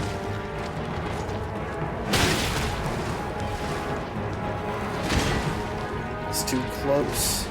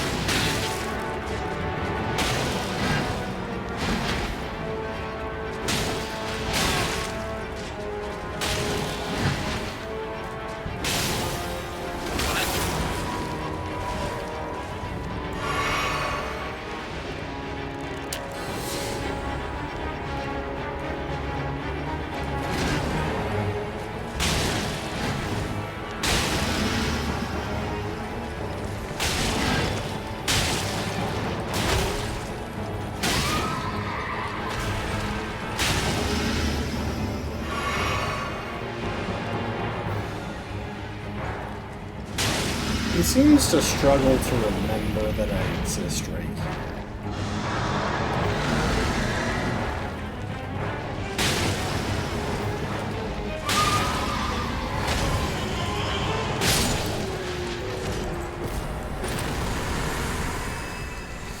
Like, he really seems to struggle to remember.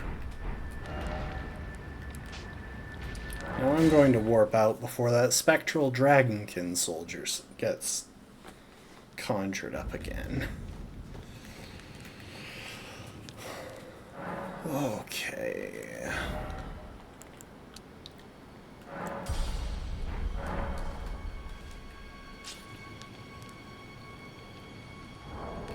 Well, I think that's the entirety of Consecrated Snowfields.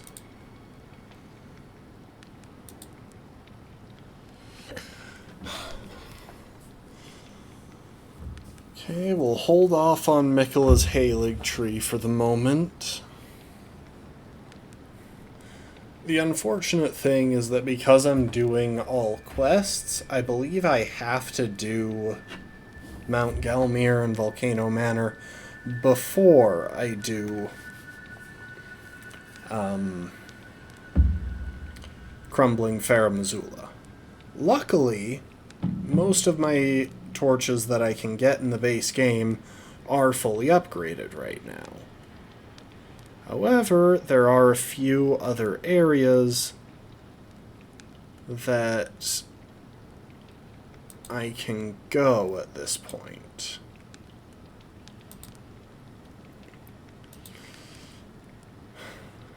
Mogwin Dynasty is an obvious choice. But I don't know if there's anything there that we really need right now. I think the play for the moment is to clear Ainsel River and then the Moonlight Altar. Oh.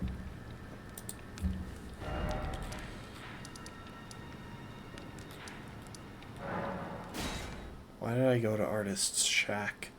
That puts me at a cliff way above way above where I'm trying to go. Let's go visit Muriel, the bestest of dogs, along with all the other bestest of dogs that are around. Maybe I have a book to drop off with him or something. Nope.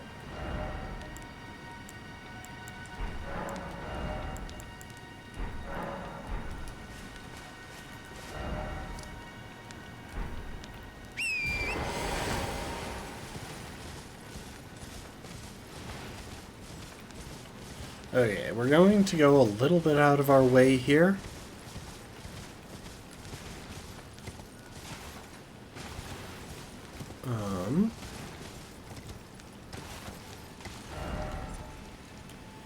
Because I want to visit the tower here and grab the Site of Grace, since we're going to need to go there at some point.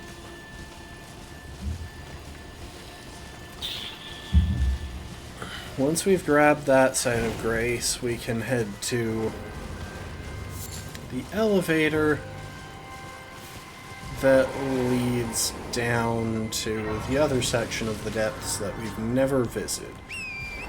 In fact, this is kind of an underground clear-out section of the run for the most part, other than Moonlight Altar. What's up, guys?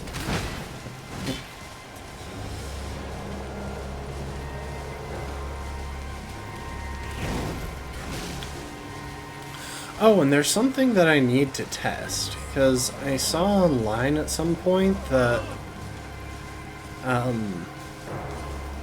St. Trina's torch gets the buff from oil pots, but doesn't remove the oil. In which case, we could totally see oil pots making a bit of a comeback. Because that would be pretty exciting.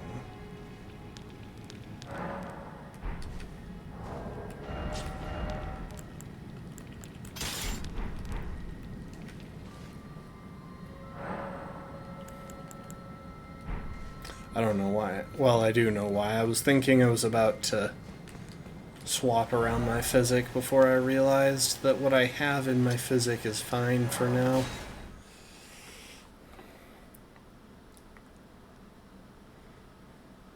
So I should go find something that can take a few hits up in the mountaintops or something. And try...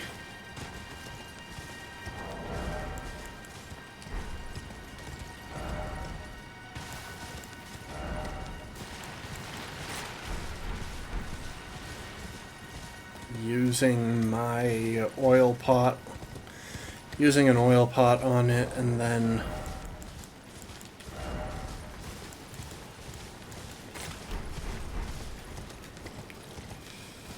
hitting it a few times, seeing if the visual effect of the oil pot, of the oil activating still works.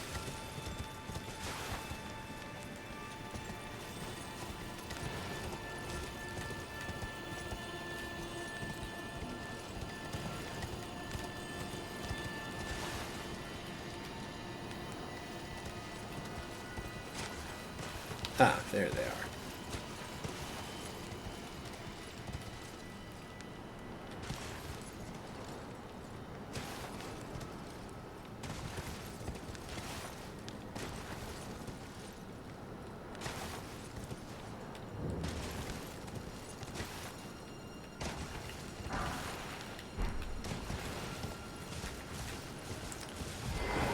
I'm not even remotely certain what the trigger is for being able to get down to Jarburg, but I'm pretty sure it's blocked off at the start of the run. I think once you've progressed Alexander's quest far enough, or once you've progressed your own far enough, it gets unlocked.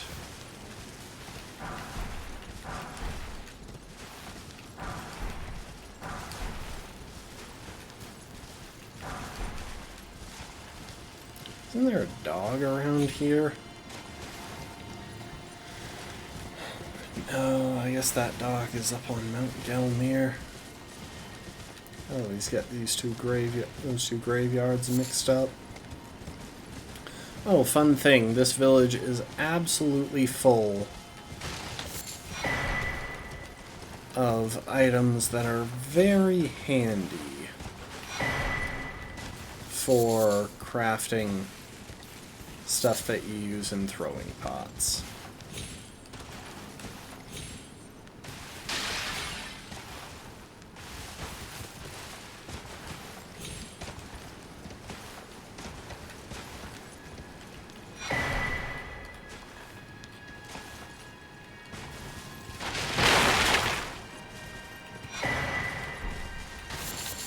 And it has like 3 cracked pots and 2 ritual pots, if I recall correctly. I don't know why I'm picking up these flowers, it's kind of just habit. Loot goblin stuff, you know.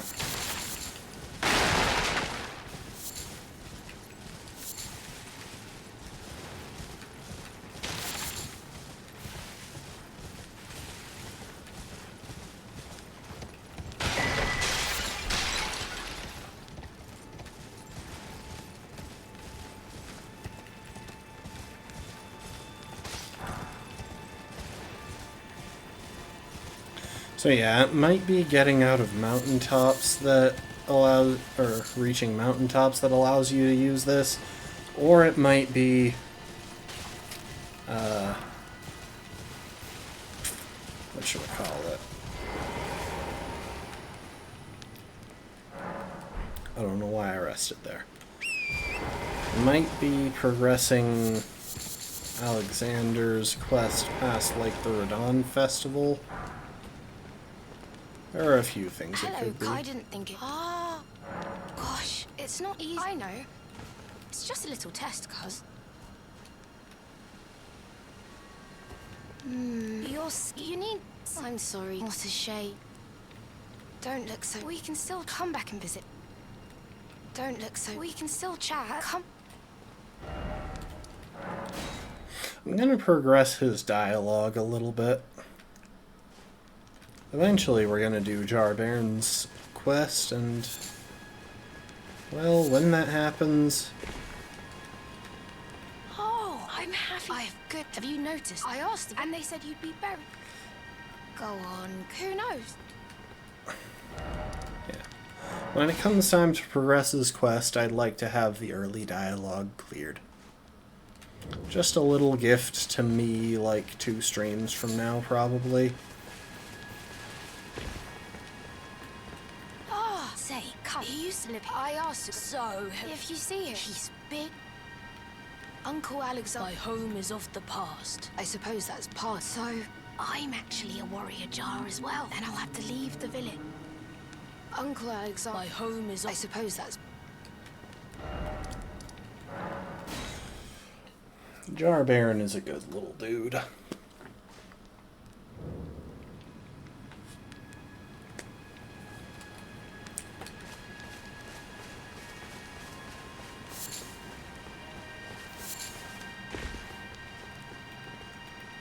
Ah, do you know what a hunter? This village is... That you should be... I hope, Uncle. Those awful poach...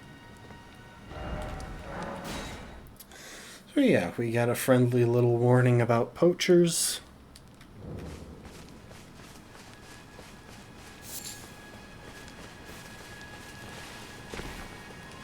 Those awful... Okay. That's as far as we can progress that dialogue now. So let's head down to Ainsel River.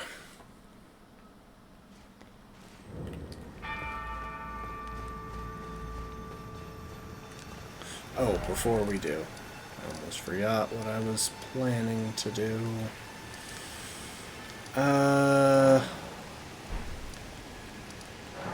This'll work. I can test it against against the golem that's closest to this. Easy to reach, plenty of health. There's absolutely no way I can kill him in one hit.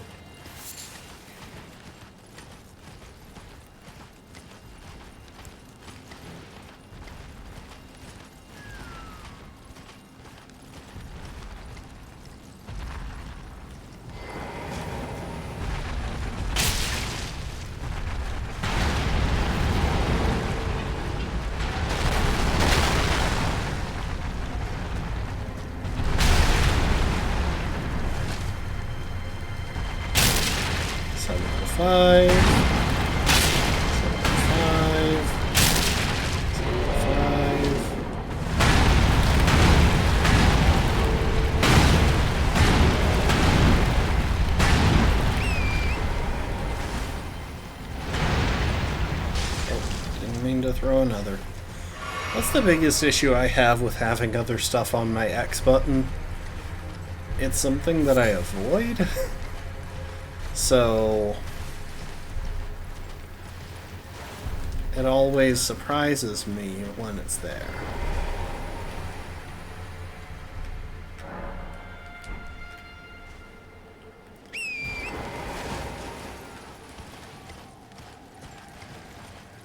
That was 705 with each light attack, and it was consistent. It was lasting for more than a single hit.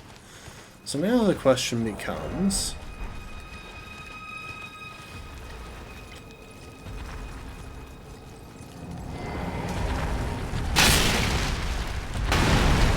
I believe that was a different number.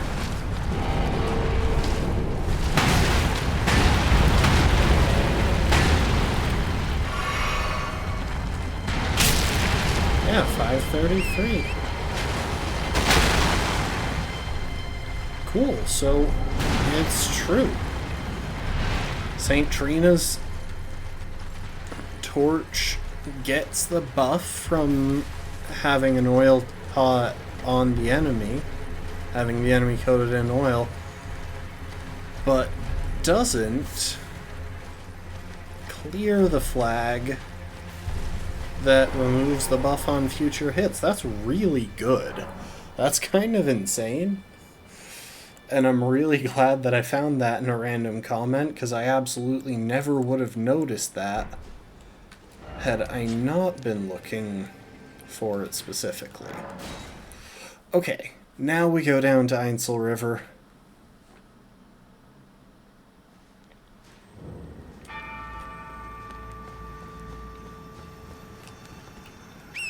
Probably should have gone ahead and spent these runes on more crab, but oh well. Let's just try and avoid dying anytime soon.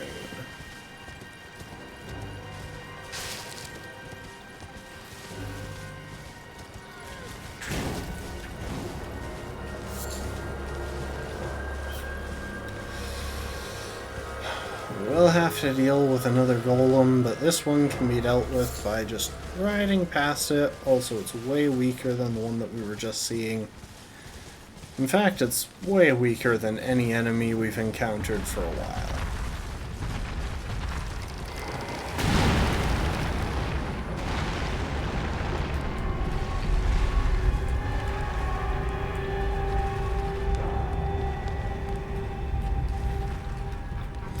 Okay.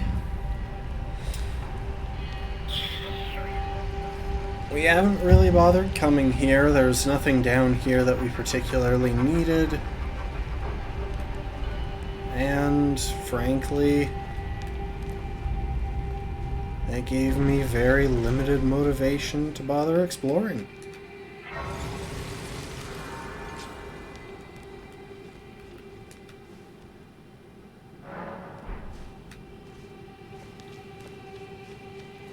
I wish we could ride Torrent down here, though. Because it is kind of tediously slow going without him. So this is just a dead end, I believe.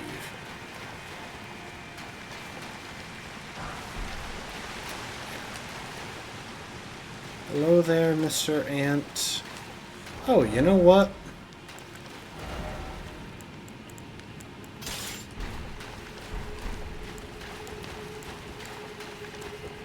Beast Repellant Torch Town. Also, I'm gonna go ahead and put these in the order that I usually think they're in.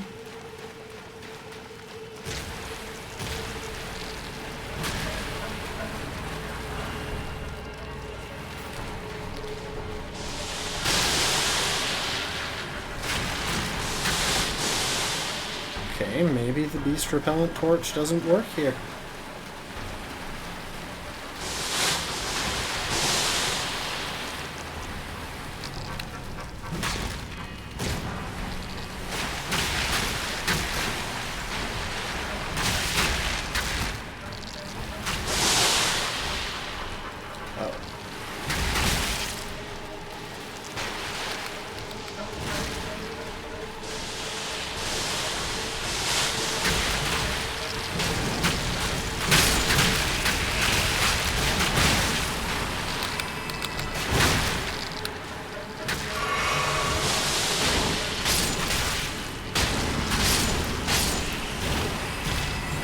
You guys all just chill.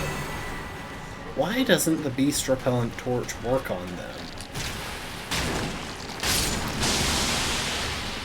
And also, you two just spawned in literally on top of me. That's rude.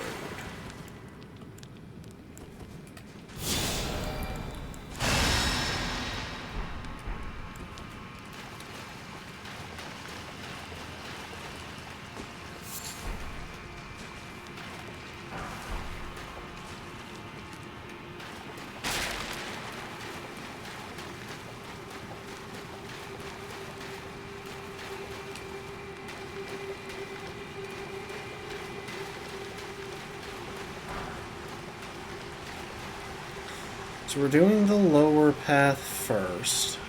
So that gets us the easiest boss in this area.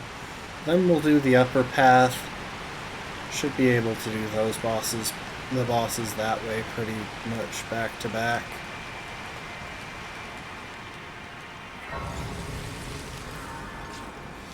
Yeah, they were being very rude. Like, not only are they animals that were just completely ignoring my Beast Repellent Torch, but on top of that,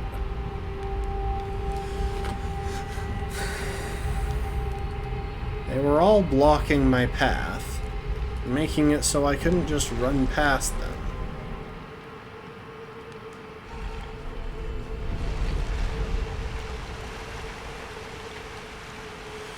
You know what? Rather than trying to find anything,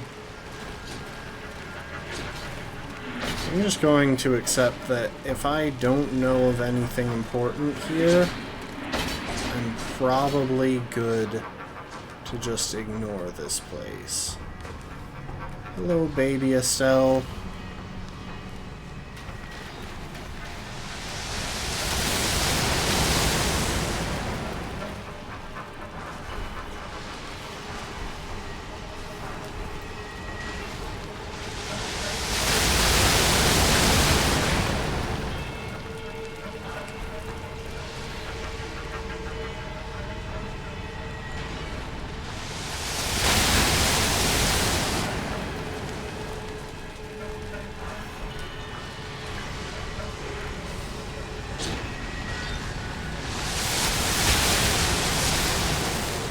Honestly, that thing is barely doing anything to me.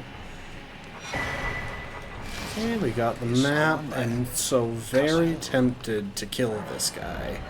But I've got a lot of runes.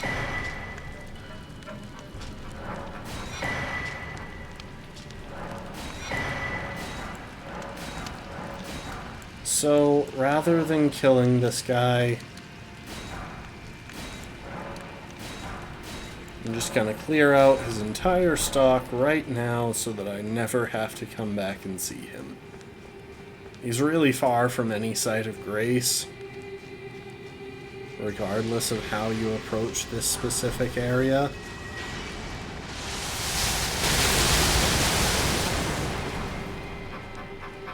So it's a pain to come and visit.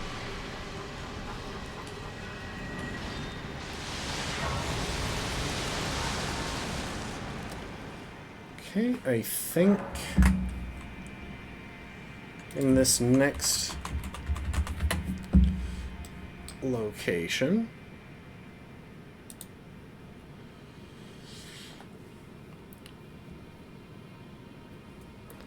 we're going to encounter the next enemy that I want to deal with. And I'm thinking for this one, we want the Sentry's torch.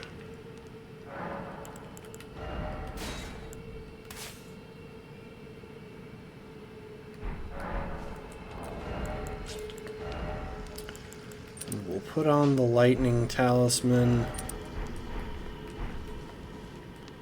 because the only dangerous attack this thing has is a lightning attack. Oh. Hey guys.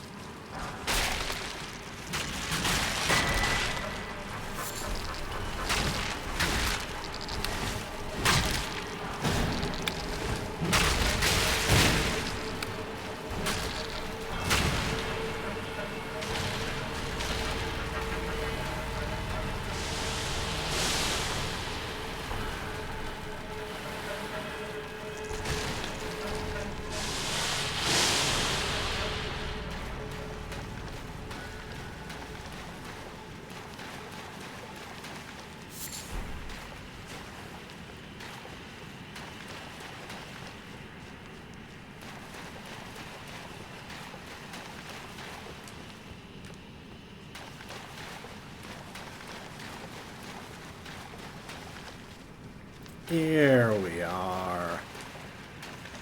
Knew we'd find it at some point.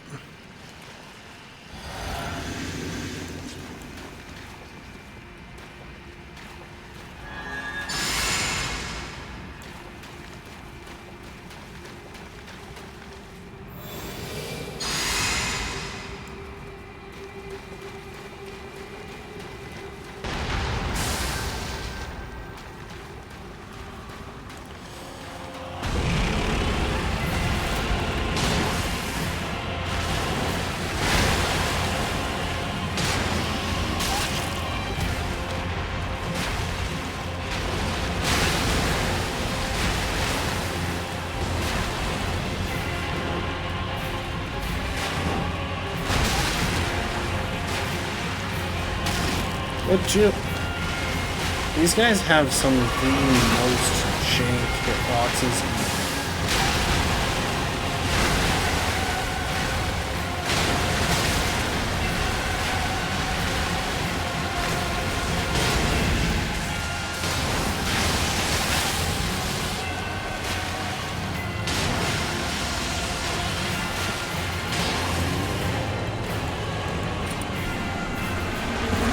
I hate fighting these guys simply because you can be shoved so far, so close up in front of them, and, like, they don't care.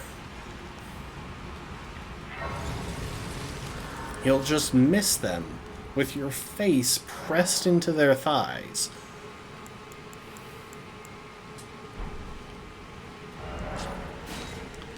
Okay.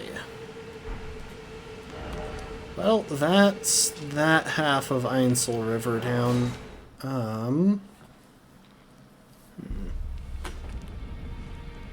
I'll do the other two parts before I go and spend whatever spare runes I happen to have on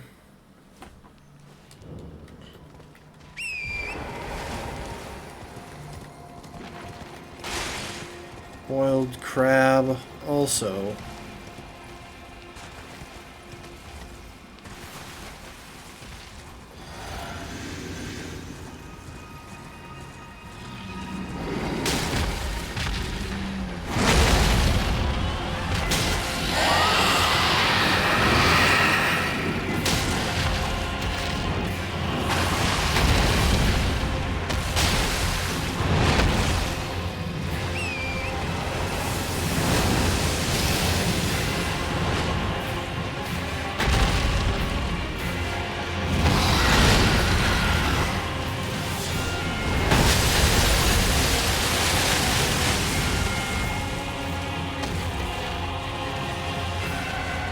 Okay, we should respawn up here.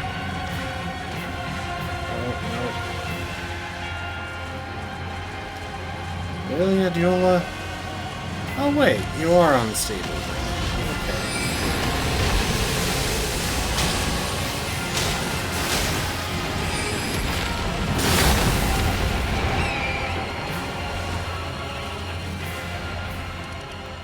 Sorry, we were just gonna have to deal with Adiola at some point because I don't think he moves to his boss fight location unless you get rid of him here.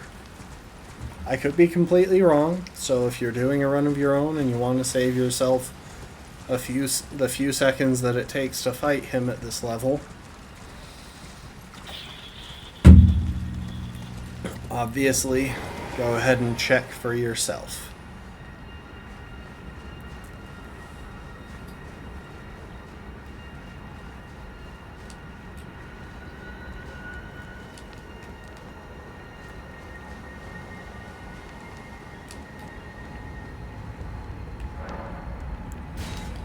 And now we are finally revisiting Ranni's questline.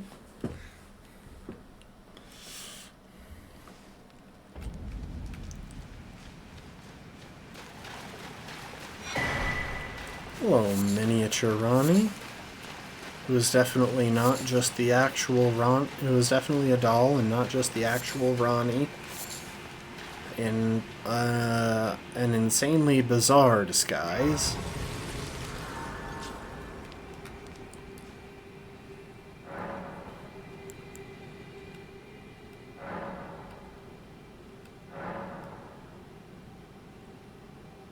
Oh, a dog. You have to talk to the doll 3 times before she admits to being the doll. Fine. What's wrong with talking to dolls, I hadn't Ranni? expected any soul to recognize me in this guise, but now the cat is out the bag. I cannot allow thee thy freedoms. You're in luck. Perform I am for me region a locked here. service as recompense. I have to perform that Eliminate service the before I baleful leave. shadows which prowl these lands. The name of Ranni the Witch is already sullied by thee. I will not brook disobedience in this matter. Perform for eliminate the name of I will not.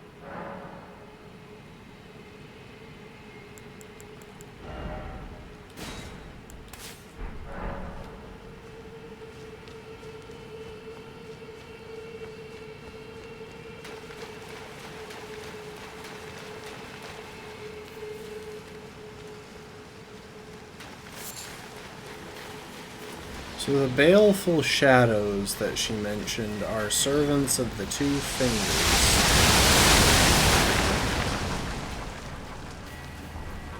Who are more or less assigned to keep their chosen vessels in line.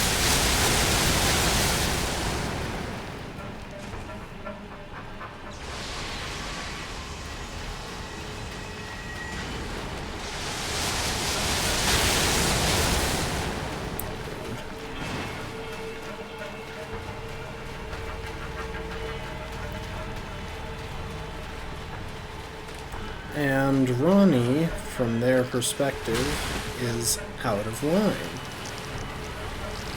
So they've sicked a baleful shadow on her. And she wants us to deal with it.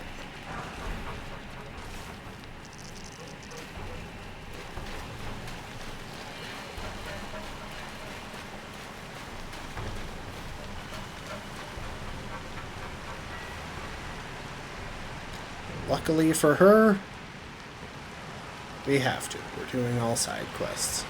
And even if we didn't want to, I think we would need to do it in order to do all bosses, because you have to progress her quest a good ways in order to reach the moon, in order to go past the Estelle fight and reach the Moonlight Altar. Let us speak of the past a while. I was once an Imperial of the demigods. Only I, Mikola, and Melania could claim that title. Each of us was chosen by our See, own at two one point, fingers. I thought that As a maybe candidate to Godwyn succeed Queen was also Marika, intended to be an to become Empyrean, the new but god of the coming age, that line which right is when there I is what received convinced life me in the form of a vassal that tailored for it an wasn't the Imperial, case, that I because would not she makes it acquiesce to the very two clear fingers. that only I those stole three the were rune of death, were Empyrean slew candidates. mine own Imperial And flesh, casting it away. I would not be controlled by that thing. The two fingers and I have been cursing each other ever frankly, since. And the baleful shadows are their assassins. she doesn't have a reason to lie about it, especially since here she talks about how she was too... In a moment here, she's going to talk about I how she turned my was back too on the honest two fingers. with us. The baleful. Oh. Maybe she does that at another side of grace. Okay, before we keep going, I want to check something. Smithing 8s are the ones that matter. Lunar Estate, Moonlight Altar, both of those are on the same, in the same general region. Okay.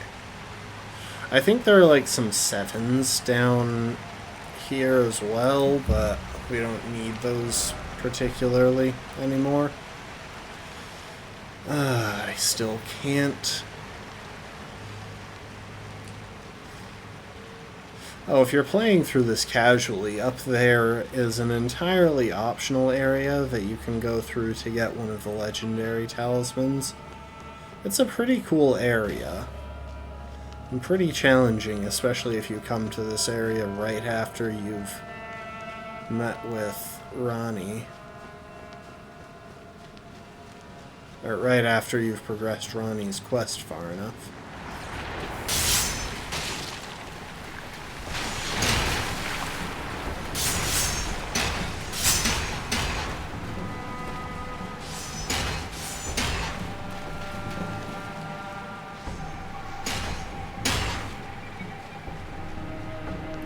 Also, I can never remember how to get up to that golden seed. I think you have to do like a large portion of the area above that.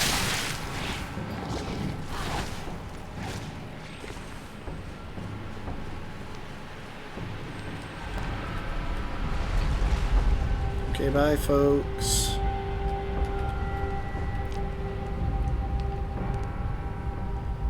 This is probably going to be kind of annoying. Oh wait, there's... Well, I don't know why I sent that back up. There's genuinely no reason to do so.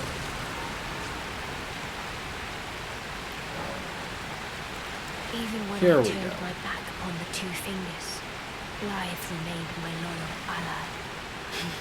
Spin... Though he was created a vassal for Imperium, he was a colossal failure on the part of the two fingers, Blythe and E.G. both.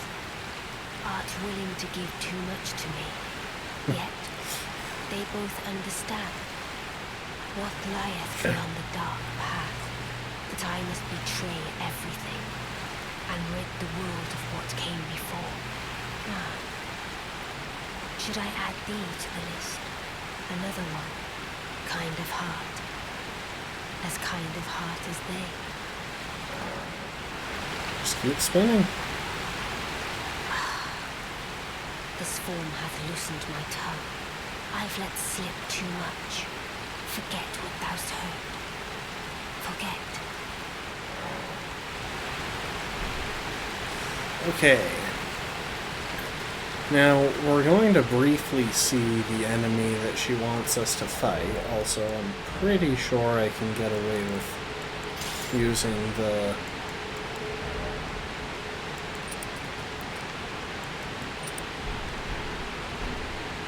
Beast Repellent torch here, because I'm like 90% sure basilisks avoid you if you're using it.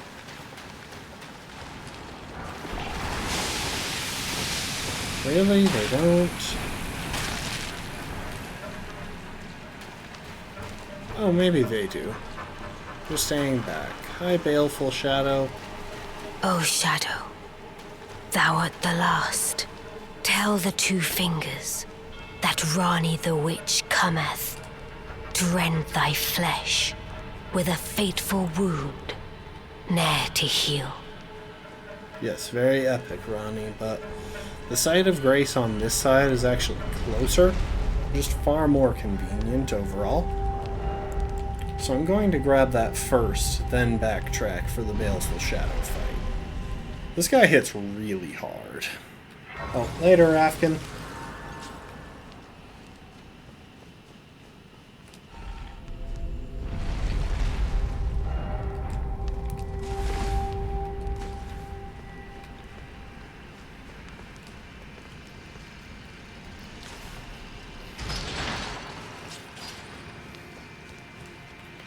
Sorry, I want to rest at the Physic just to make him despawn so that I have time while he's spawning in to cast some buffs and stuff.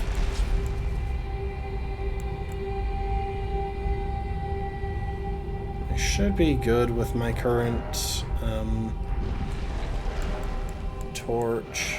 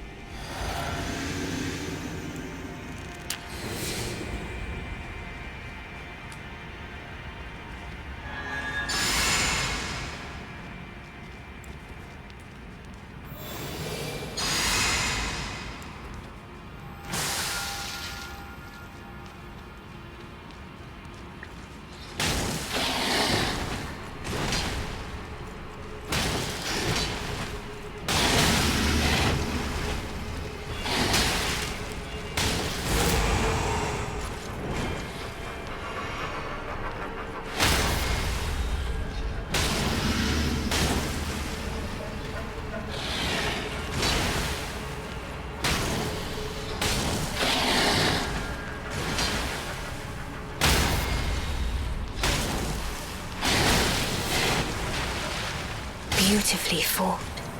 My thanks. Yeah, 'Twas more of a challenge than I envisioned. means. Now I can finally stand before them.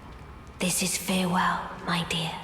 Tell Blythe and Iji I love them.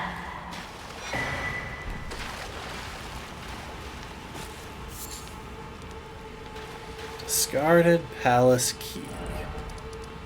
Okay. Now we go and visit the Rea Lucaria Grand Library.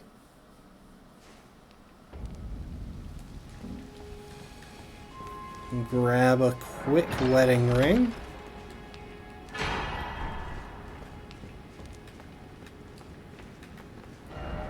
And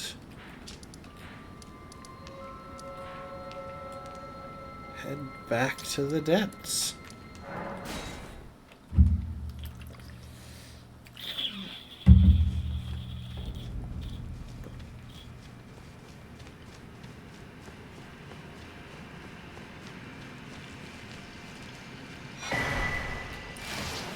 Now, normally I would just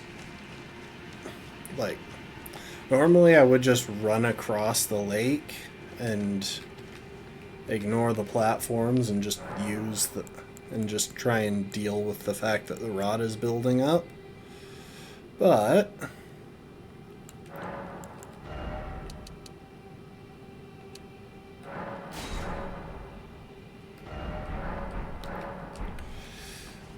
we actually need the platforms up for a specific boss fight that we'll be unlocking So we're kind of just going to speed run through it, you might say.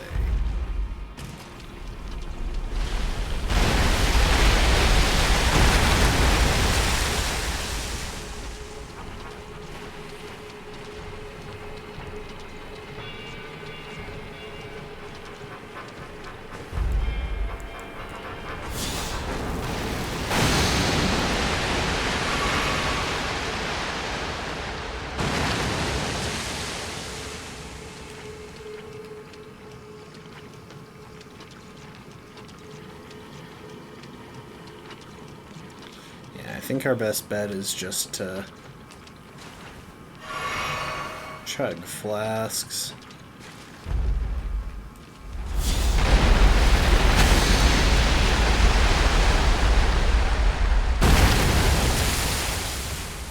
Ah, there's the other one. Oh, I forgot the trick that you can do to make this a whole lot easier. If you roll in this so that it continues building up even when you're outside of it, and then stand outside the rot while you're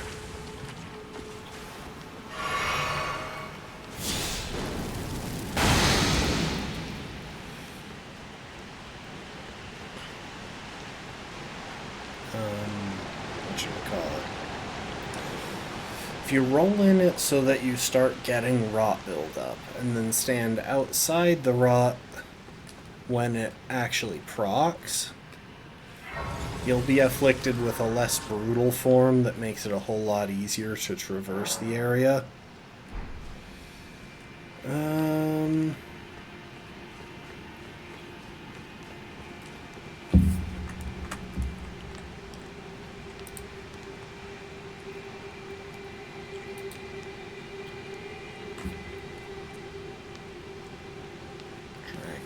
Soldier.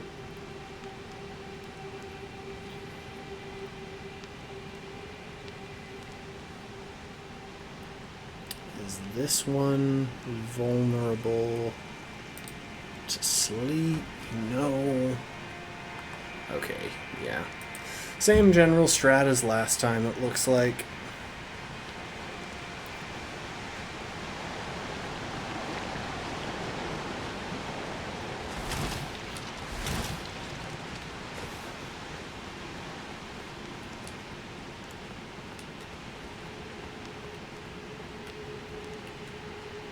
So you notice how it's still building up? That is happening because I rolled in it. And once it maxes out... Oh, wait, hang on. I just realized I can use the oil pot trick.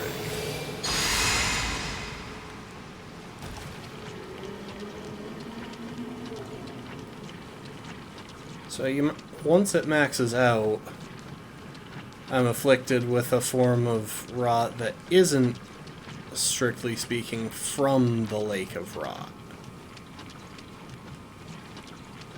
Makes it a good bit easier, and I just realized I forgot to swap my flasks back over.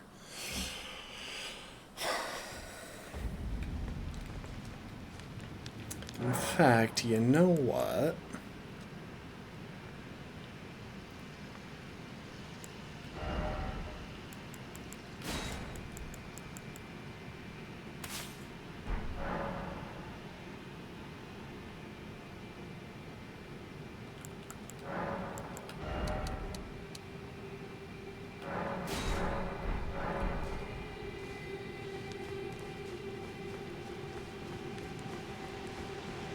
For the hydrate lastborn.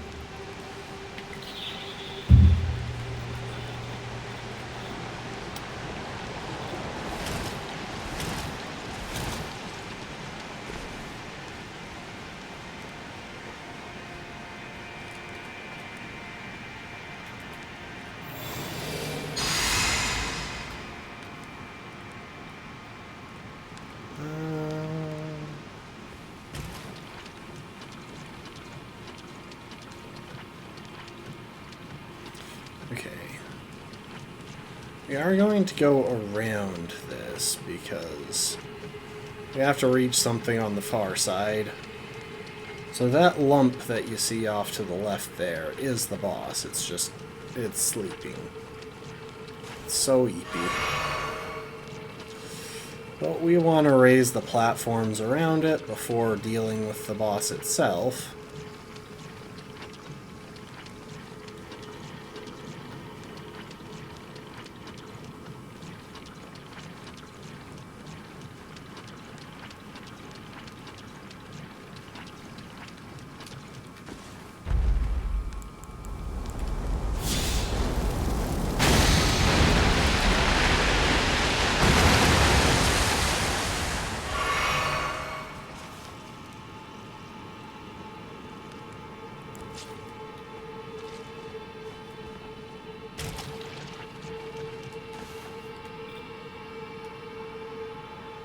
And...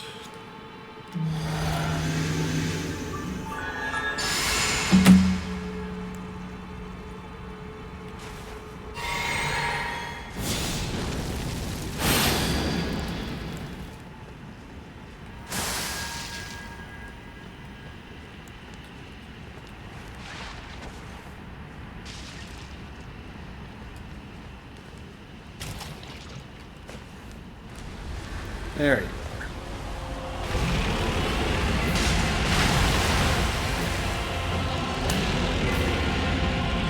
Come here.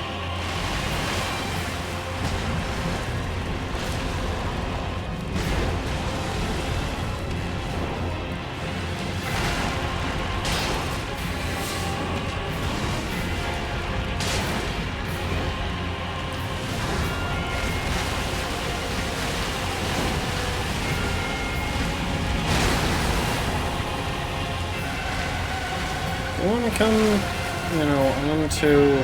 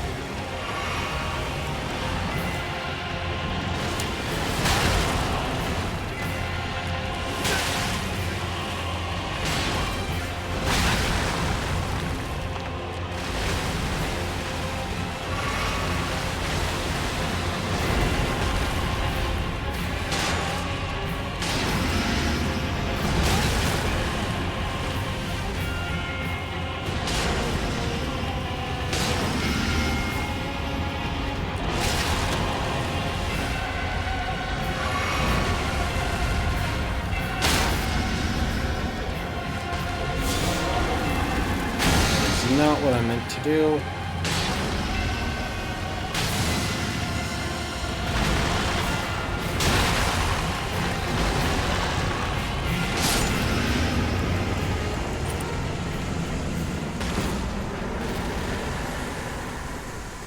But there we go.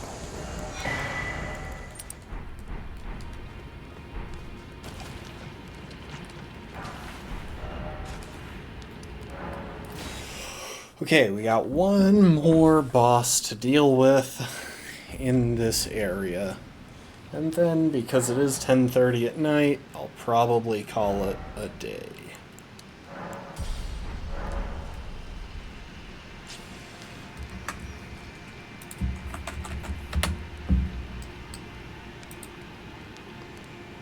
Question is... yeah, immune to frost, immune to sleep. Yeah, I think this is pretty obviously... well, I was going to say a holy situation, but here's the thing. With that oil pot trick, I think we're rarely going to encounter a time when...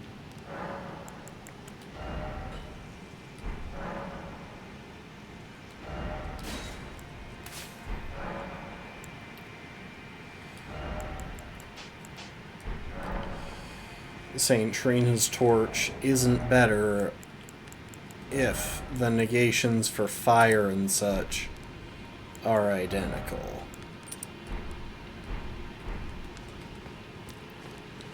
If the negations for fire and holy and magic are identical, then just keeping an oil pot on the enemy will guarantee that St. Trina's torch is doing a ton of damage. What's up, guys? Honestly, guys, just ignore me. It'll make us all happier in the end.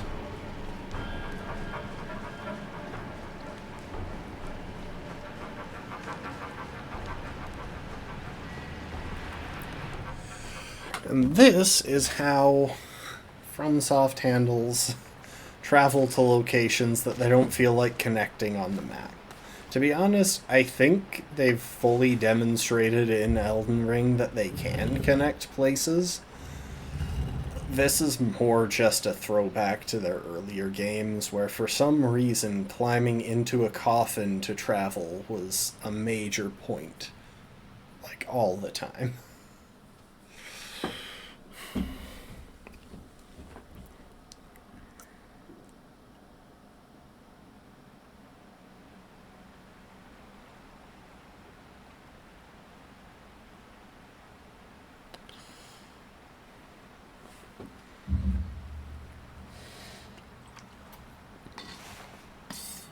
This is just apparently some... Oh my gosh, he's terrifying. It just seems like this is something that characters in this world assume they're supposed to do.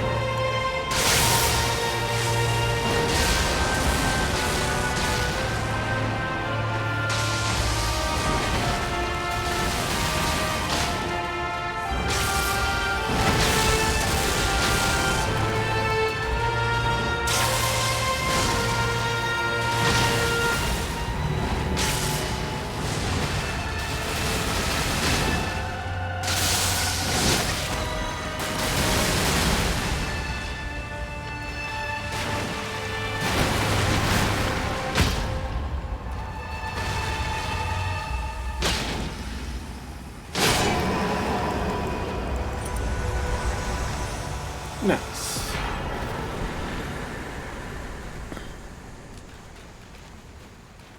Where's the site of grace? I know there is one.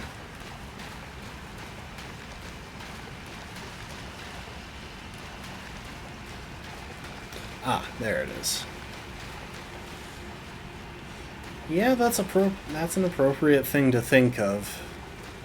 That was Estelle, Natural Born of the Void, and the other version of that boss that we fought was Estelle, Stars of Darkness. And basically what it boils down to is that that is a star. It is a living star that crashed into the lands between after we killed Radon, which prevented us holding it back. Or which prevented him holding it back. So Radon, part of Radon's personal mission was to keep things like Estelle from falling out of the sky to this earth. And once he was no longer an obstacle, we had that massive meteorite strike in Limgrave. And it's possible that Estelle is the one that we just... Oh my gosh, I went the wrong way. Completely the wrong way. It's possible that Estelle crawled all the way here from Nokron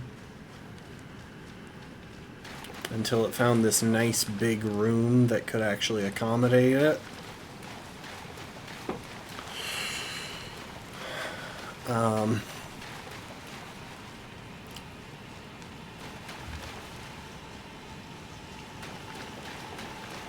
Yeah, it's a whole thing.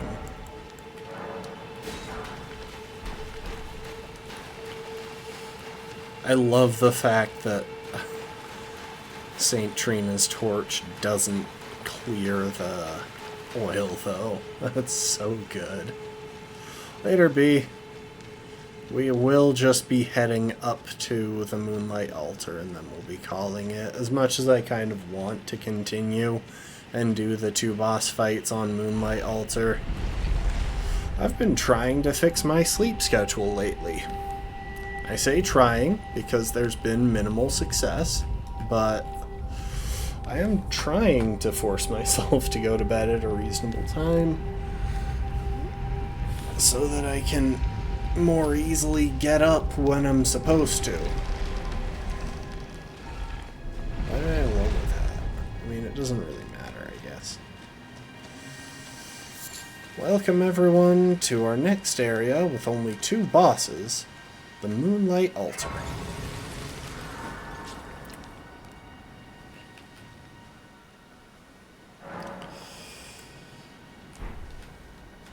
Okay, before I forget, we're heading back to the Round Table Hold to buy more crab.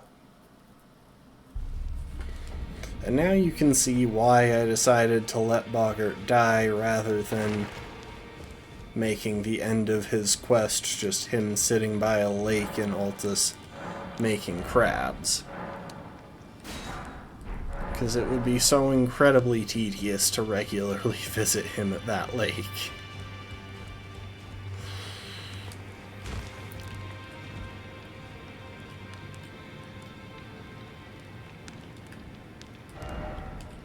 But yeah, that is where we're gonna call it. I'm so glad that thing I read online turned out to be correct. Because being able to keep getting oil pot damage makes them so much more practical and buffs what is easily one of the 2 coolest torches in the run. Yeah, the internet has told the truth on at least one occasion. Like, St. Trina's torch inflicts sleep buildup, only one of 2 base game weapons that did so. its fire damage scales off of faith, which is nice, and now apparently it has a weird interaction that might be intended or might be a glitch with oil pots. I'm curious if it applies to the hefty oil pots that we can pick up in the DLC as well. Because that's something else that I'm excited for in the DLC, although I think oil pots will be kind of the main go-to for a while, because we can carry more of them and they're faster to throw.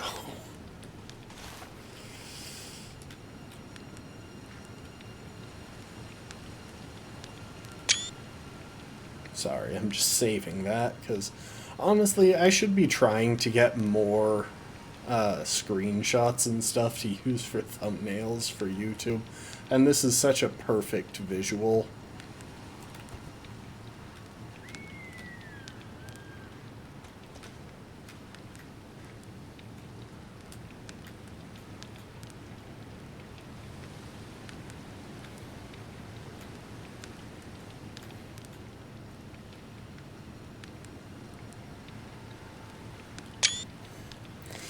Okay. That is going to be it, though. And I'm going to make sure that the game properly turns off, because it hasn't been lately. I love how we got, like... Well, I don't love it, actually, but... It's amusing how we got, like, 7 deaths in the first hour of the stream, and then we haven't had one since the Knight's Cavalry. I guess we haven't done too many fights since then. Like, it was so front-loaded and so many of them were stupid. Either way, that is going to be it. We'll be back tomorrow, picking up where we left off. Should be able to chunk out a good bit more. Thank you for the hydrate, Lastborn. In the meantime, I appreciate y'all, hope you enjoyed, and I hope to see you next time. Later, folks. Bye-bye.